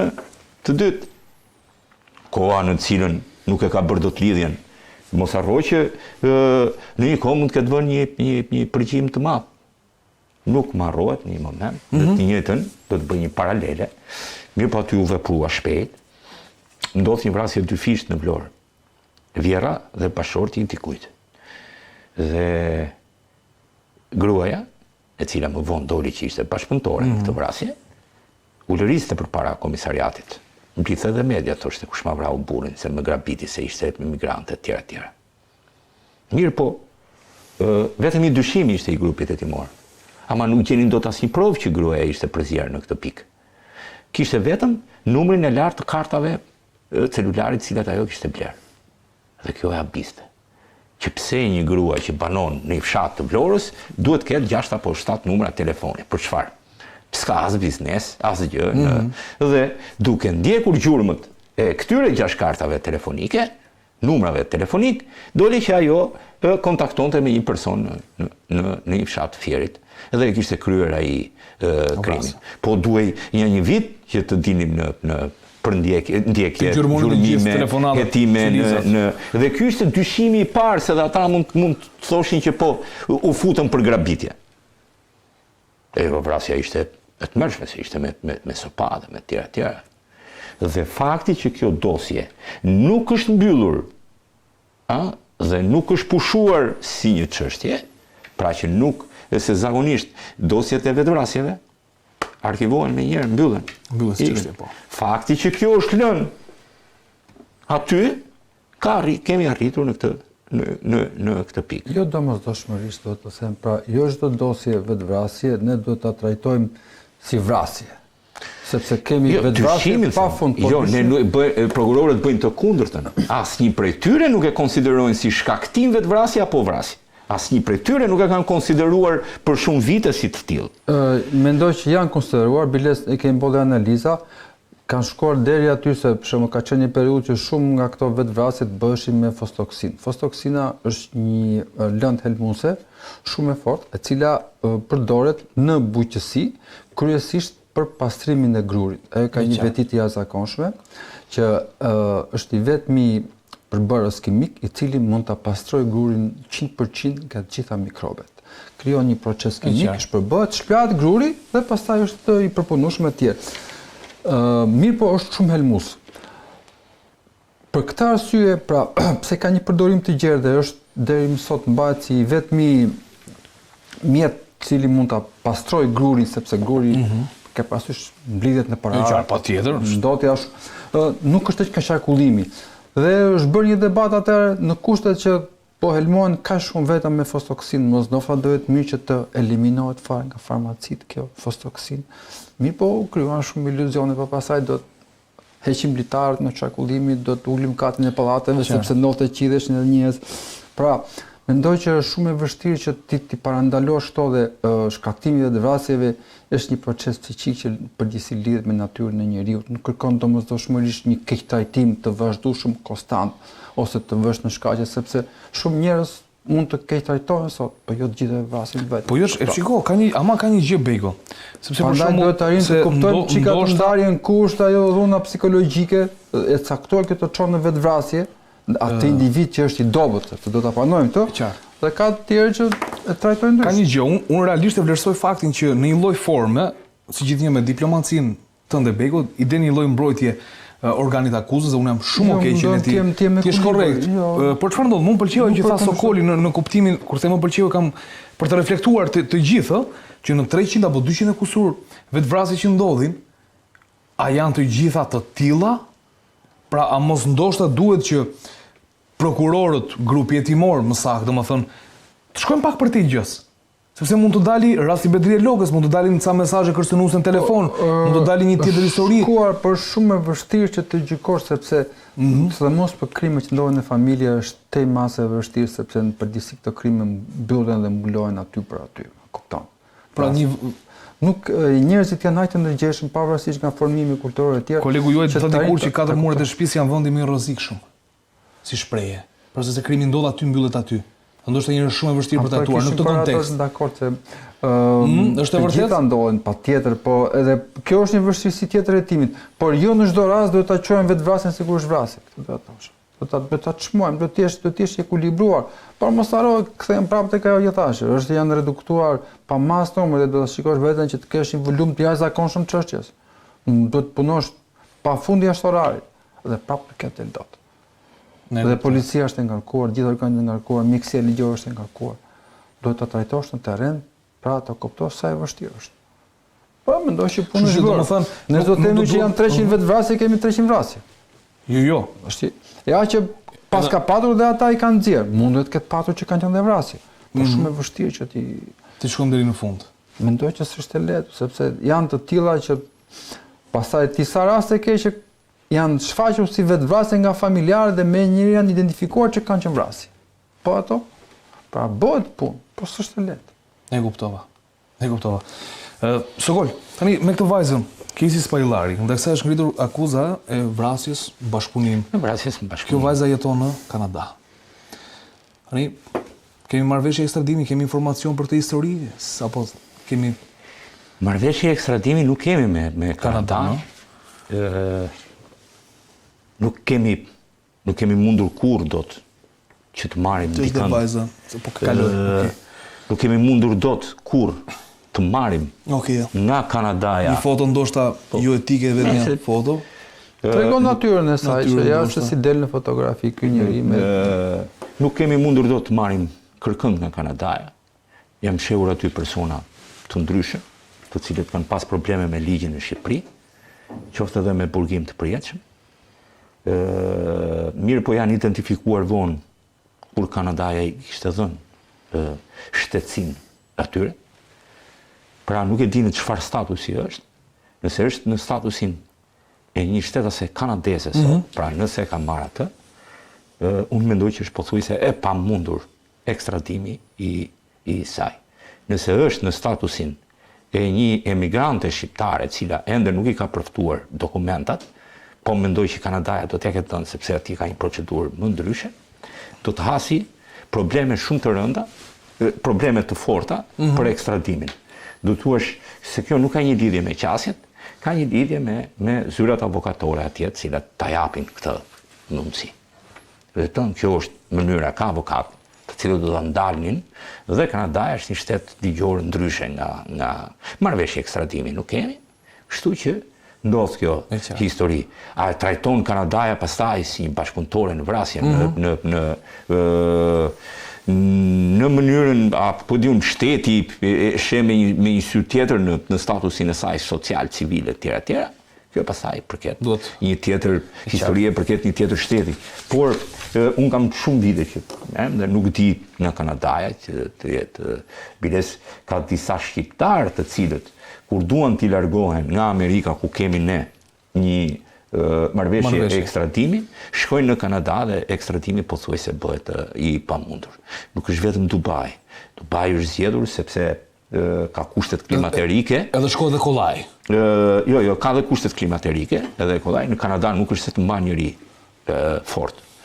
sepse është shteti ndryshe dhe nuk është se t'jep duhet punosh disa vite që ti të marrësh, nuk e di sa kam, duket se 2 vjet apo 3 vjet, që ti punon në mënyrë sistematike dhe pastaj kërkon të bëhesh kanadez, duke qenë se ai është një shtet që kërkon shumë emigrantë të cilët të marrin në shtetësinë kanadeze për shkak të numrit të ulët të popullsisë edhe të demografisë madhe që mund të ketë shteti kanadez dhe problemeve të mëdha me punonjës të cilët ka.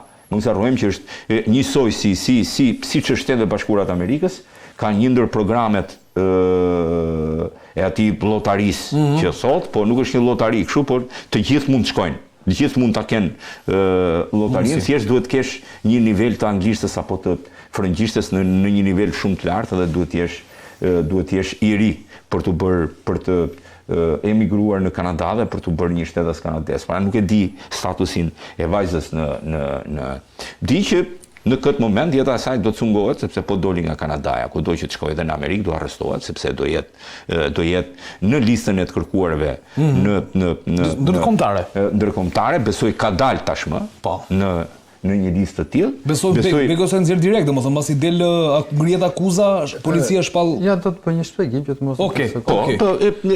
Kjo është dhe nuk mendoj që unë nuk mendoj vërtet që do të ketë një ekstradim. E qartë. Nëse do të vi vetëm me dëshirën për të përballur me drejtsinë se nuk e do një dënim, sepse duke qenë se nuk është moshë shumë të vjetër për kjo pastaj është një tjetër gjë.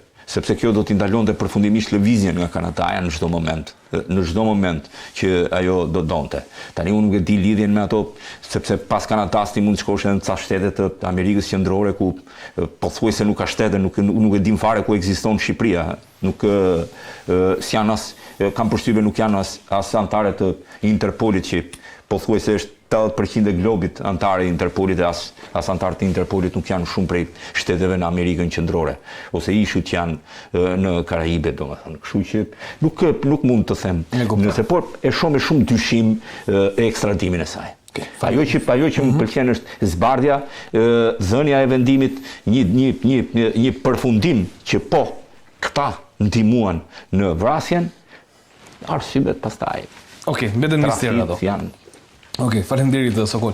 Beko po më thoje? Nuk kam eksperjenca si tha Sokoli për Kanadan, por mendoj që si çdo shtet Kanadaja duke qenë se është pjesëmarrës në konventat dhe në marrëveshjet ndërinstitucionale me shtetet, sidomos në fushën e drejtësisë, duhet të ketë një marrëveshje ekstradimi jo vetëm me ne, po me çdo shtet tjetër dhe këtu duhet të prevalojnë konventat ndërkombëtare të cilat janë mbi ligjet e atij shteti.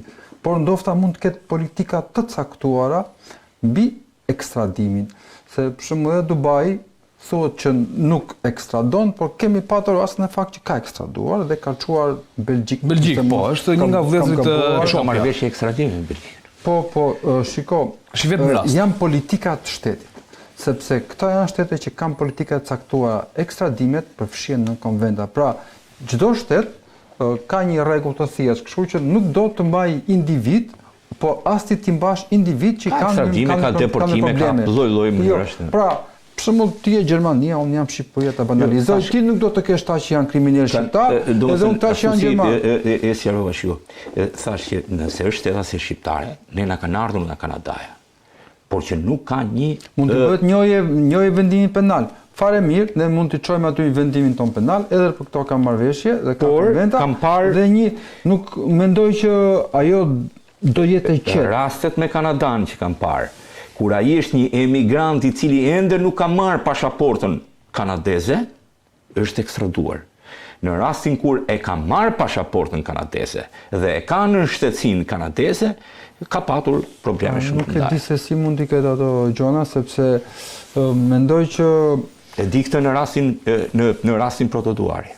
Të dy të dënuar me burgim të përjetshëm, por në momentin që ata u identifikuan atje ishin shtetas kanadez. Ka një gjë tjetër në atë rast, sepse ata mendoj që jo çdo rast është i njëjtë. Vërtet ata mund të kenë qenë për vrasje, por interpretimi aty mund të ketë nuanca politike. Dhe kur kemi nuanca politike, nuk kemi ekstradim. Kemi disa raste të fundit në shtete që lejojnë ekstradimin dhe që nuk e kanë lejuar për arsye politike, më kupton? Dhe kështu më thoj që mund të jetë edhe rasti këtyre. Nësa rasti i kësaj zonjës, kjo edhe sikur në Kanada të jetë e lirë, është shumë mirë, për atë krim të rënd që ka bërë. E qartë, po patjetër. Kështu që bonuse ka qëndrimin e. Okej, faleminderit Beko. Mirë, do të kalojmë një çështje tjetër, pra çështja e tretë që do diskutojmë sonte në Sken Krimi dhe bëhet fjalë për hetimin që SPAK njoftoi zyrtarisht që ka nisur pra ose verifikimin për kontratën e lobimit Partisë Demokratike me një nga kompanitë më të fuqishme amerikane për sa i përket fushatave zgjedhore dhe bëhet fjalë për kontratën që kanë nënshkruar me Continental Strategy me Chris Lasivita në këtë histori, një kontratë 2 vjeçare e cila shkon në vlerën e 6 milion eurove.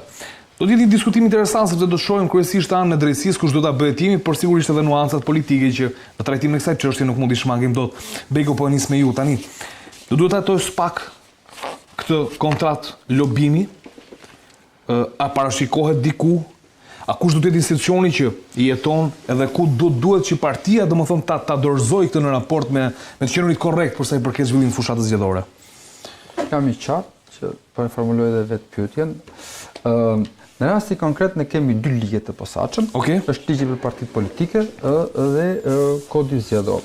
Tek ligji i parë kemi një parashikim pas neneve 19 vijus të këtij ligji ku çdo parti politike është një subjekt vetë, është një subjekt juridik dhe ka të drejtë që në një limitë të caktuar të ushtojë një aktivitet ekonomik në kuptim të qiradhënies dhe të një kapacitet me ligjin e kohës për shtyp shkojnë.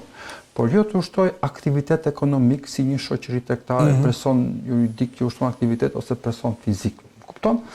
Përveç kësaj, çdo parti politike në rastin e formimit merr një bonus nga shteti, duket se është 100.000 lekë, që lejohet që të krijojë të shtrij ato degët e saj dhe të shtrij aktivitetin, plus edhe shteti krijon mundësi që të shtrojë aktivitet me ndërtesa e tjera. Por partive politike i ndalohet në mënyrë absolute ndihma nga shtetas të ndryshëm, por i lejohet dhurata.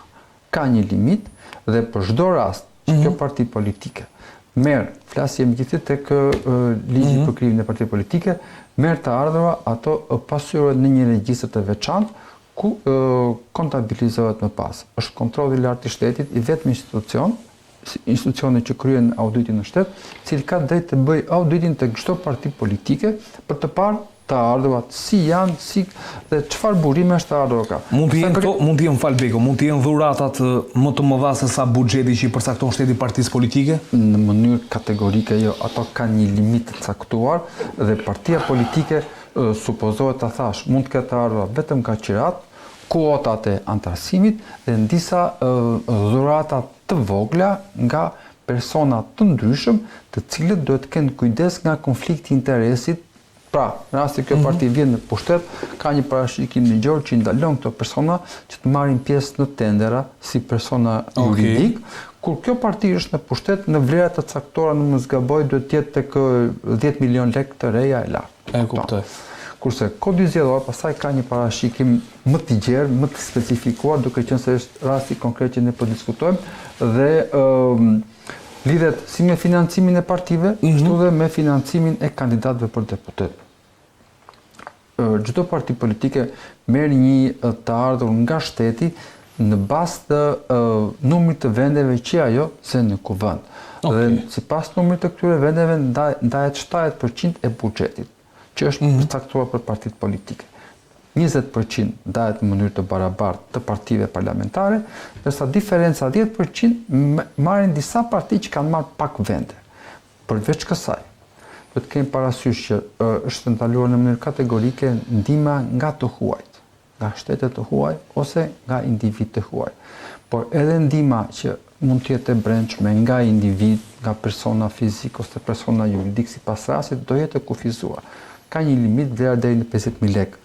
Kalojnë kesh, por për to bëhet një llogari, kontabilizohen, ndërsa vlerat më të larta derdhen me një llogari që është e çelur apostafat për periudhën e zgjedhjeve. Vlerat e tjera pastaj do të jenë maksimale deri në 1 milion lekë dhe këto kontabilizohen dhe ndiqen gjatë gjithë periudhës. Kështu është edhe për individët. Ka një parashikim tjetër ligjor që një parti politike nuk mund të marrë më shumë se 5 fishin e një numri të caktuar, e një sasie të caktuar parash nga individ të ndryshëm dhe nga buxheti i shtetit. Plus që çdo individ në periudhën që ai bën është në fushat zgjedhore, është detyruar që të ketë një limitë të caktuar shpenzimes dhe për çdo rast do të mbaj faturat tatimore për ato shpenzime që bën.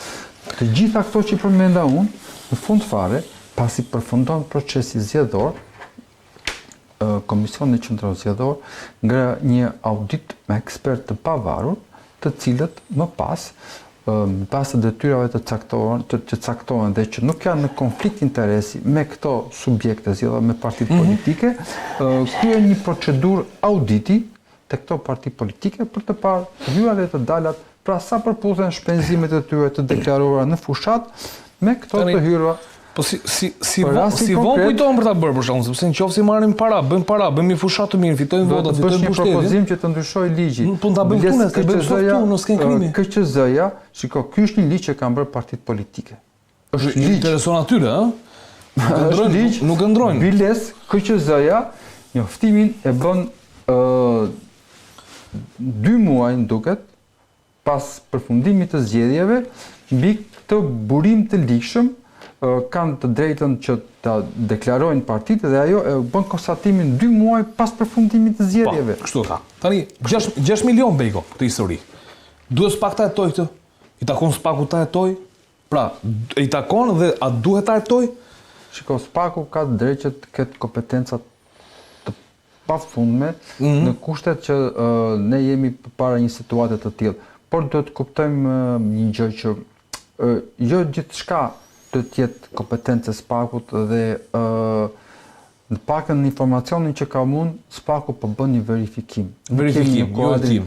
Pra, verifikimi është që duhet kemi një kallëzim, sepse kemi edhe një parashikim ligjor që në rasti konkret kemi të ashtu quajtur bil frysa, whistleblowers, të cilët njoftojnë për të thënë të tilla. Ne kemi një informacion që është një vlerë e tillë, por nuk kemi parë një kontratë të është mbajtur e fshet në kuptim edhe të ligjit që mund të mbahet e fshet për këtë periudhë 2 mujore. Por supozohet që është një vlerë e tillë. Paktën ne po marrim të mirë qenë sepse po edhe kanë pranuar për 2 vite, kështu që kanë besoj është pranuar dhe nga Partia Demokratike vlera në kuptimin logjik të diskutimit flas.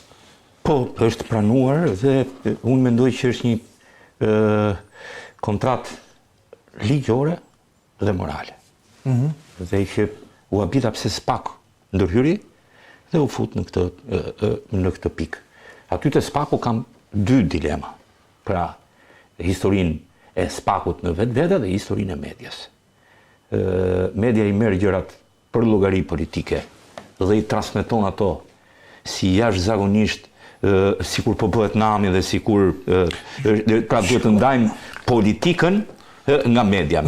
Ka qenë Sokol për të ndihmuar. Ditë e diel SPAK ka njoftuar zyrtarisht në kuptimin tek grupi që njofton të gjithë mediat në Shqipëri dhe thotë ju informojmë si vijon, prokuroria e posaçme ka nisur verifikimet në lidhje me kontratën e lobimit të subjektit politik Partia Demokratike. Pra ditë e diel, ora 2:30 në drekë. Se pushim të gjithë, ne kemi qenë duke në drekë. Media ka marrë tani sikur do bëhet nami në një njoftim ka me që ka një ashtu.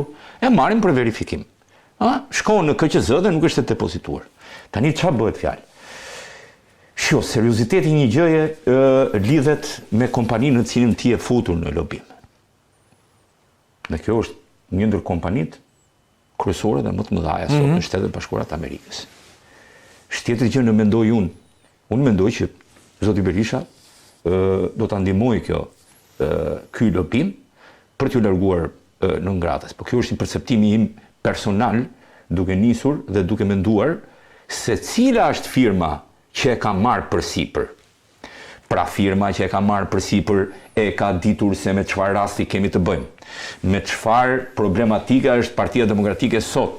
Me çfarë problematike në Amerikë është zoti Berisha. Kështu që nuk është një kompani nga këto në Shqipëri që hapet dhe mbyllet sot.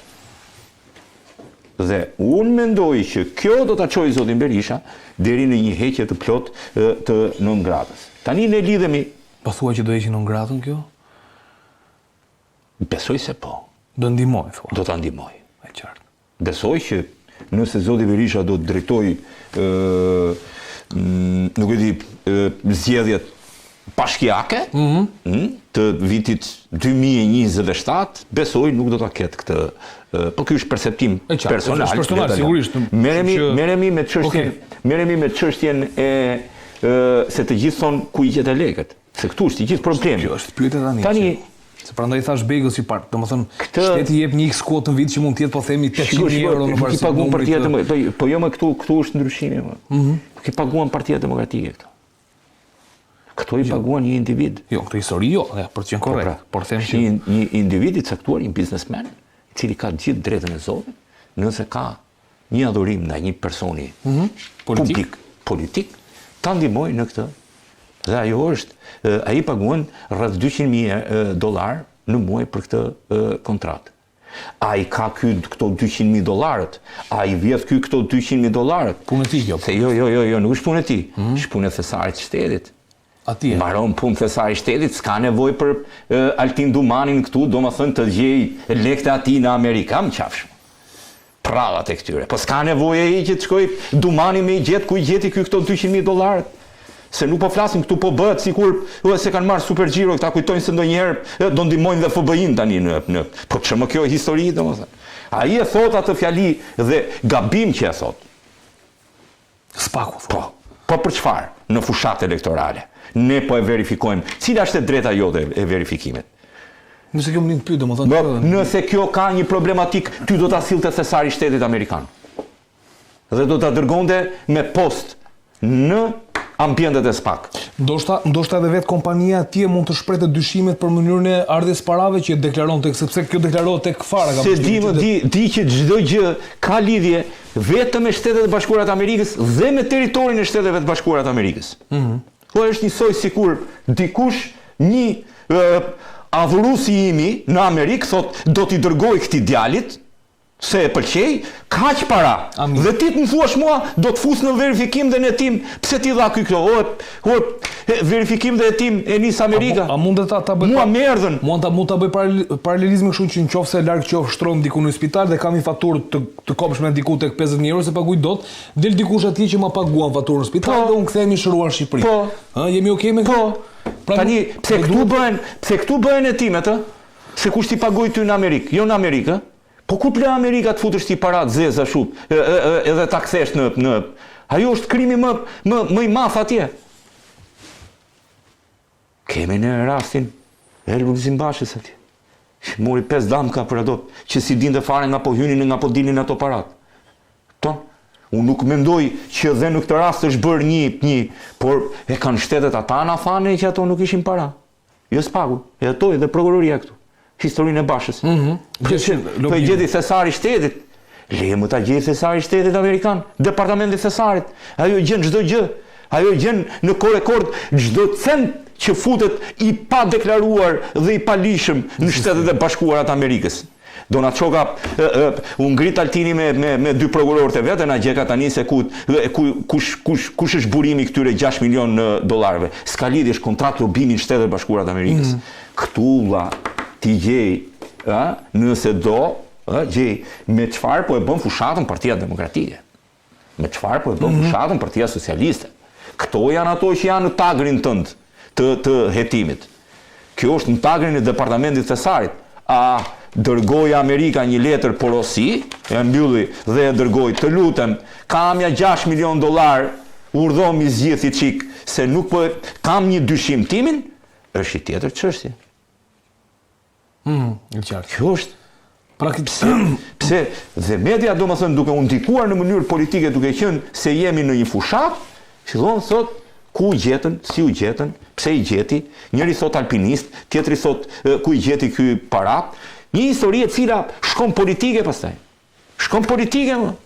A duhet pastruar edhe futen, çdo njeri politik bëj sa duash.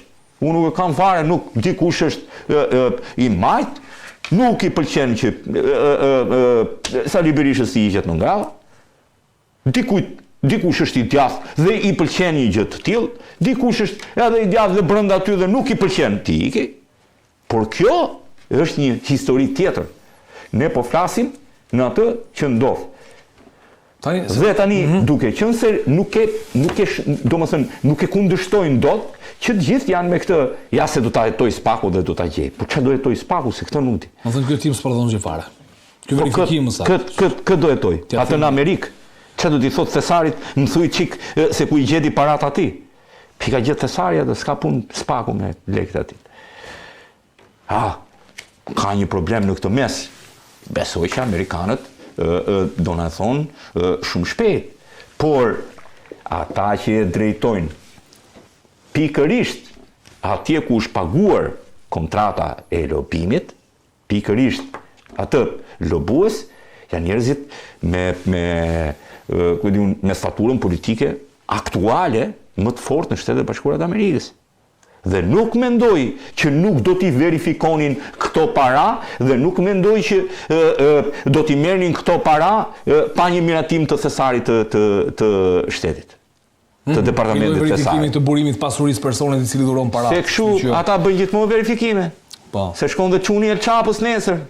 Thot na t'japi 100 milion, ma hiqi çik. Edhe se nuk është kështu.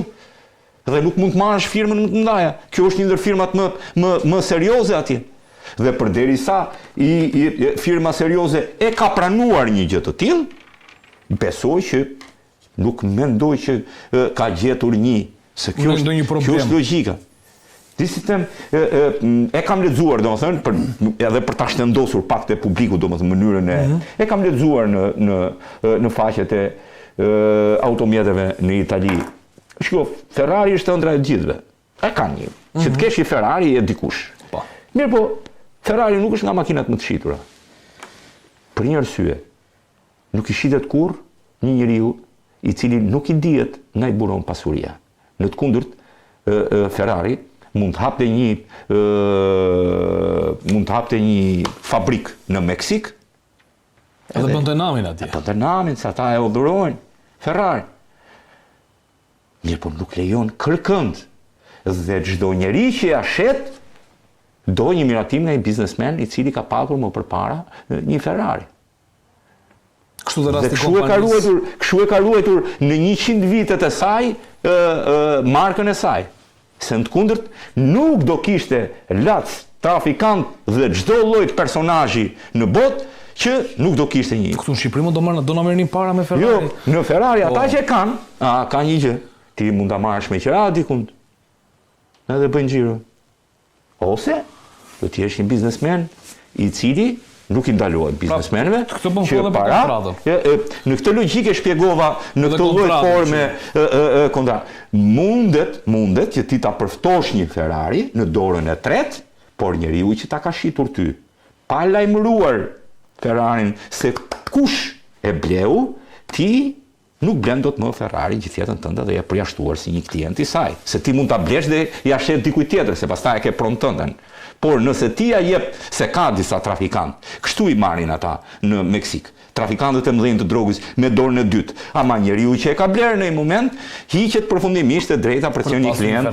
Kështu e ka ruetur imazhin e makinës saj. Se në të kundërt, do ishte imazhi Ferrari, do ishte kush shet drogë ka dhe një Ferrari.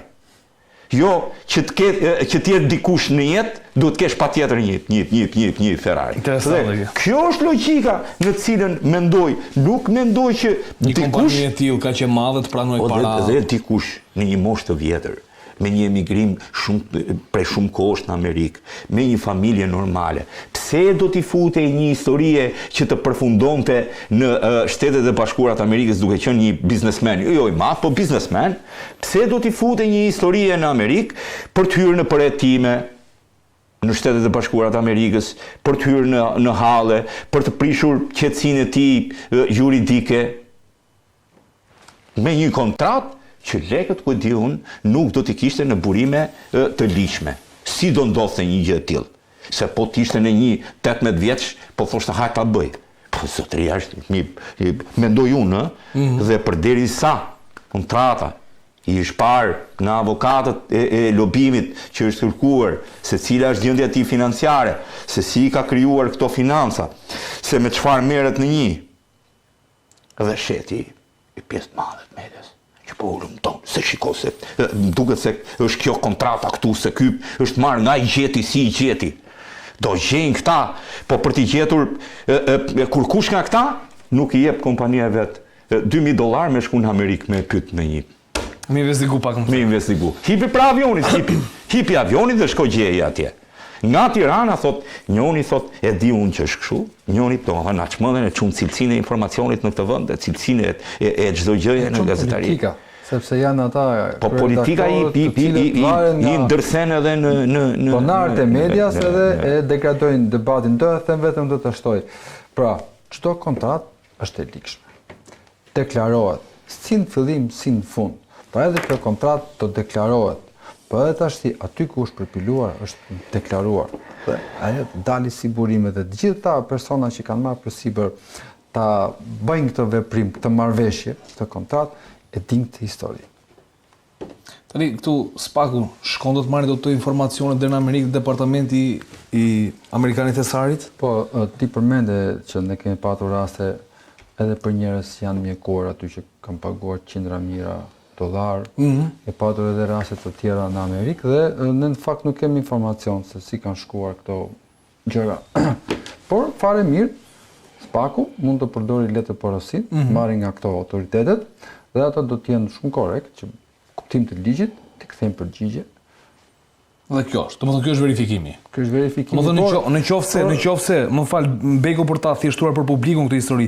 Në qoftë se departamenti Amerikan I Thesarit I thot Spakut kemi kryer hetimet tona për kafshë dhe nuk na rezulton që ajo kontratë, më fal, me atë vlerë është depozituar, është kontrolluar dhe vetë noteri ka për detyrë që ta deklarojë atë vlerë. E qartë, kështu që është hetuar si çështja. Po duhet të jetë hetuar dhe ai person që ka marrë përsipër ta bëjë atë veprim është I përgjegjshëm sepse janë shumë para. E di që ato jo aq, po edhe më pak verifikohen. Që verifikohet $200 largohesh nga Shteti I Bashkuar të Amerikës, $200 borxh po tashu ja drejton ambasadës të vendit ku ti je shtetas dhe I thot zotria iku me këtë minus nga Shtetet E Bashkuara të Amerikës. Kontaktoje pak që ti kthej këto para. Për $200, jo për $6 milion. Që janë shumë. Ti kanë e bën vetë ai hetimin. Thash që mos ta bëj më vajade. Me qartë. Ne u ngrit në Okej, mirë. Për të kaluar tek çështja e fundit. Ditë e djeshme, Policia e Tiranës njoftoi se rreth orës 14 në sallën operative të Drejtorisë Vendore të Policisë Tiranë ka ardhur një telefonase në rrugën Ali Demi, kishte një konflikt midis disa shtetasish në ambientet e një zyre elektorale dhe bëhet fjalë për zyrat e Partisë Social-Demokrate të drejtuar nga Tom Doshi. Gjatë hyrjes së vendit të ngjarjes sot policia është konstatuar I dëmtuar dyshohet me sende të forta xhami I zyrës subjektit elektoral. Po nga hyrja e vendit të ngjarjes janë konstatuar 2 fishek luftarak. Me herë në vendin e ngjarjes kanë shkuar forcat shumë të policia dhe grupi hetimor, vijën puna për identifikimin dhe kapjen e shtetasve të përfshirë në konflikt, të cilët janë larguar nga vendi I ngjarjes me një automjet. Tani Sokol, ç'ishte kjo histori tani këtu? Se nuk e kuptuam. Regjia do të kishte një fotombulim.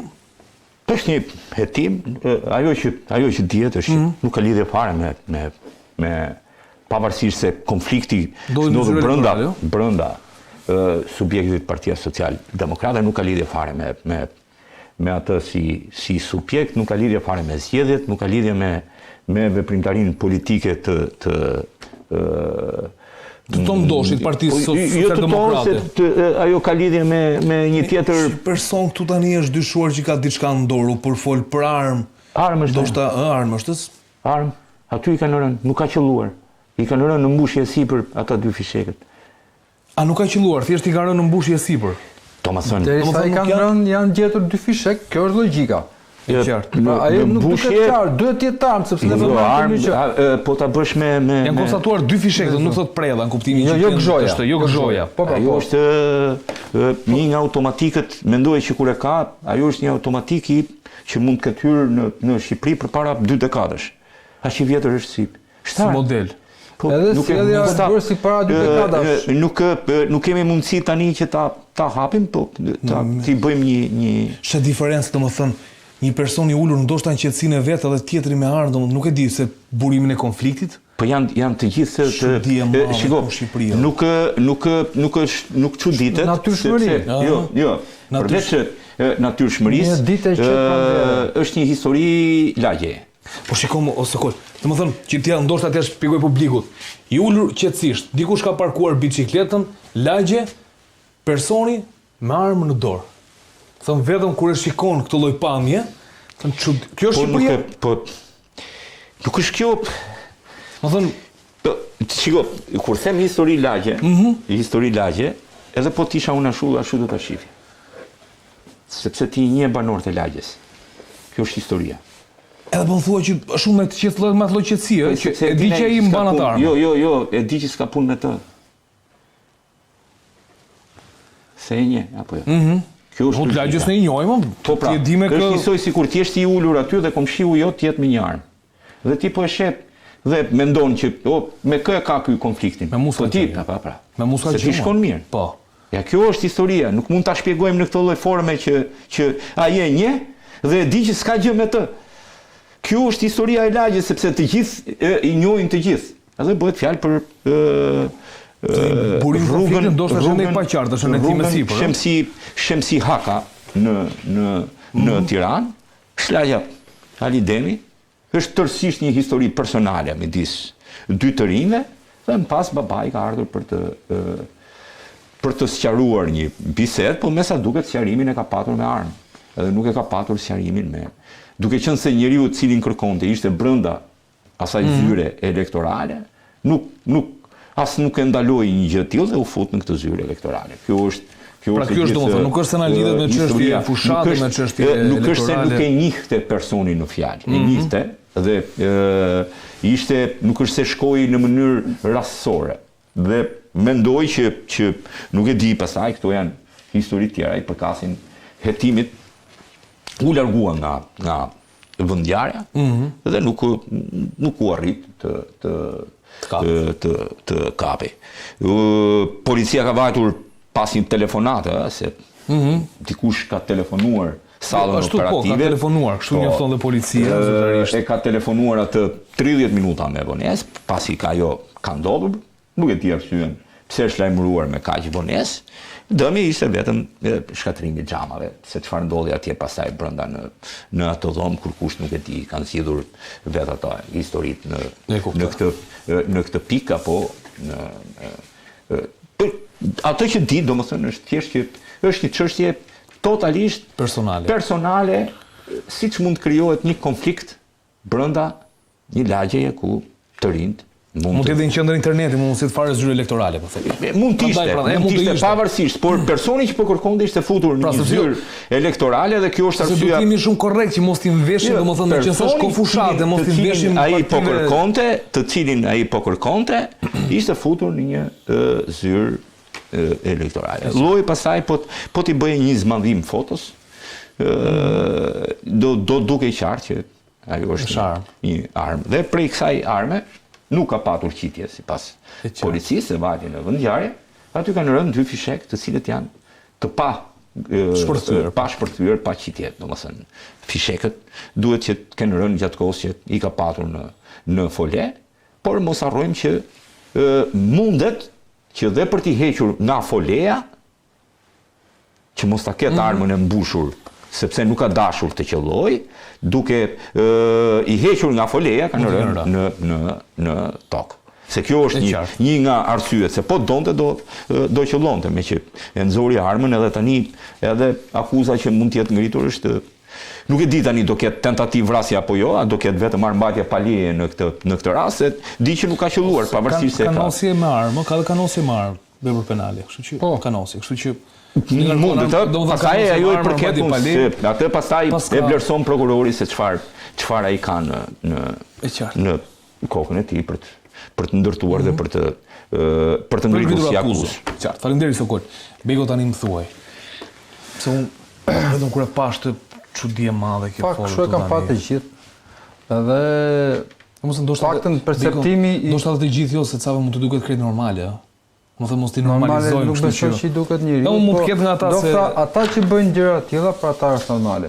Por fakti që siç e referoi dhe Sokoli këtu ka shkuar tek selia e kësaj dhe ka thyer xhamat, ndofta është tregues që në kushtet që ai person nuk ishte brenda, ne duhet ta shikojmë çik më gjerë sepse ngrihet edhe një version tjetër. është folur gjatë problematikat e zgjedhjeve dhe këto janë problematikat e zgjedhjeve, më kupton? Pjesëmarrja, njerëzit, ata që dalin në terren, po edhe përfaqësuesit e vetë subjekteve. Kështu që në këtë kuptim ne duhet ta trajtojmë përveç shërit banal. Si është domethënë, më bëj një analizë. Derisa ai person nuk ishte aty, paktën siç po del se po thuhet që nuk ishte aty dhe janë thyer xhamat e një subjekti, këtu policia duhet të ngrihet një version tjetër që ka lidhje me këtë subjekt. Patjetër. Plus janë gjetur edhe 2 predha që nuk e dim si kanë rënë aty dhe çfarë ka ndodhur. Ka pasur një përleshje, ka kanë mbushur armën ose varet sepse do të kuptojmë çka. Ne vërtet themi që është armë, mund të jetë armë, po edhe mund të mos jetë armë. Sepse këtu ngrihen versionet. Kemi tentativë vrasje, dofta s'kemi tentativë vrasje sepse kërkon që tentativa vetë si vepër penale pas 22 kërkon që personi të konsumojë të gjitha veprimet për të ardhur pasoja. Në rasti konkret nuk rezulton një gjë e tillë. Plus edhe praktika jurisprudenca kërkon që të cilësosh armë, një send kërkohet domosdoshmërisht gjetja e këtij sendi dhe kryer një ekspertimi. Ajo mund të jetë armë, mund të jetë e rregullt, po edhe mund të mos jetë e rregullt. Gjetja e fishekëve vesh me përgjegjësi për mbajtje pa leje municionit, është një akuz tjetër. Kurse për atë të gjithë mund thonë sa armë lodër ke ti, nuk do të justifikoj njeriu, po e qartë, jo, po sigurisht trajtojmë bisedën hetimore, edhe unë duhet të parë gjithë aspektet kur hetohet çështja. Është sigurt që grupi hetimor këtë person nuk mund të akuzojë dot për armbajtje në rast se nuk i gjen armë zjarri. Ajo mund të jetë armë zjarri, por nuk provohet që është edhe e rregullt. Edhe qartë, dhe po ke patur praktika ti, ke pas edhe një rast që u bë shumë buj për fol për një person publik që kishte nxjerrë armën diku dhe pastaj arma nuk u gjet dhe nuk u mori pandehur, sepse kjo është jurisprudenca. Duhet ta kapësh sendin, ta provosh që është. Po pse pak pistoleta lodër ke ti që janë të ngjashme si armë zjarri? Sa ke? Po sa ngjarje kemi ne me armë lodër? Që në pamjen e parë ato janë të frikshme dhe janë imitime perfekte, ose paktën të tilla duken, por që janë çakmak, ose lodër, ose janë kështu mesazhme. Pra edhe në këtë rast do të vlerësohet. Po logjika do që të jetë kjo që ka qenë armë dhe këto fishek kanë rënë nga ajo armë. Tash ky veprim mes të ditës në Shqipëri në këtë periudhë zgjedhjes shkon këtu në xhamat një subjekt kuximi i madh shumë. Duhet trajtuar edhe më gjerë nga grupi dhe paktën urojmë që çdo konflikti të jetë parandalohet, të ulen gjakat, zgjidhet në rast se është konflikt banal, verbal, kështu debat që nuk ka lidhje, urojmë që të jetë i tillë, të kalojë me gjaktësim, me pjekuri, pa u agravuar më tej. Petar Begu, shumë faleminderit. Vlerësoj të gjithë informacionet që ndat sot, si rram ndoshta edhe ndryshe edhe nga herët e tjera, ndat pak më shumë nga eksperjenca juaj si hetuesi çështjeve të rëndësishme. Patëm një debat lidhur me ato vetvrasjet, unë jo se mbroj ose po mendoj që duhet jemi të kujdesshëm sepse duhet të shikojmë nga të gjitha këndvështrimet ngjarjet. Në herë pas here Bego këtu në Sken Krimi do kemi mundësi të analizojmë edhe çështjet e drejtësisë për të kuptuar që realisht se sa ngarkesë mund të ketë një prokuror, një gjykatës, një oficer i policisë gjyqësore, të gjitha me radhë që ndoshta çështjet pastaj na shkojnë. Statistika aty te KLP-ja shikoni që shkojnë mesatarisht 700 dosje, 600 dosje, 500 dosje. Prokuror, çfarë tim pastaj diçka, mos harro se numri vetvrasjeve këtu për banor në raport me vende të tjera shumë i ulët dhe aty ka statistika pafund për vetvrasje që mbyllen si vetvrasje. Ka të zhvilluara tjera që numri i vetvrasjeve për banor është shumë herë më i lartë se sa ne, që kanë një standard shumë më të lartë ekonomik. Jemi popull i lumtur me kaq sa kemi, Beko. Me që të këtë edhe këto zgjedhjet lumtur do na gjejnë. Ndoshta. Faleminderit shumë. Faleminderit. Ironia është on top de Beko, kështu që një pasaport për prokurorin, një pasaport europian tani që direkt. T'ja japim zëre se more. Ajo do na vinë në punë. Kanadezën do. Okej. Super Beko, shumë faleminderit. Vlerësoj shumë gjithë informacionin që ndason me ne.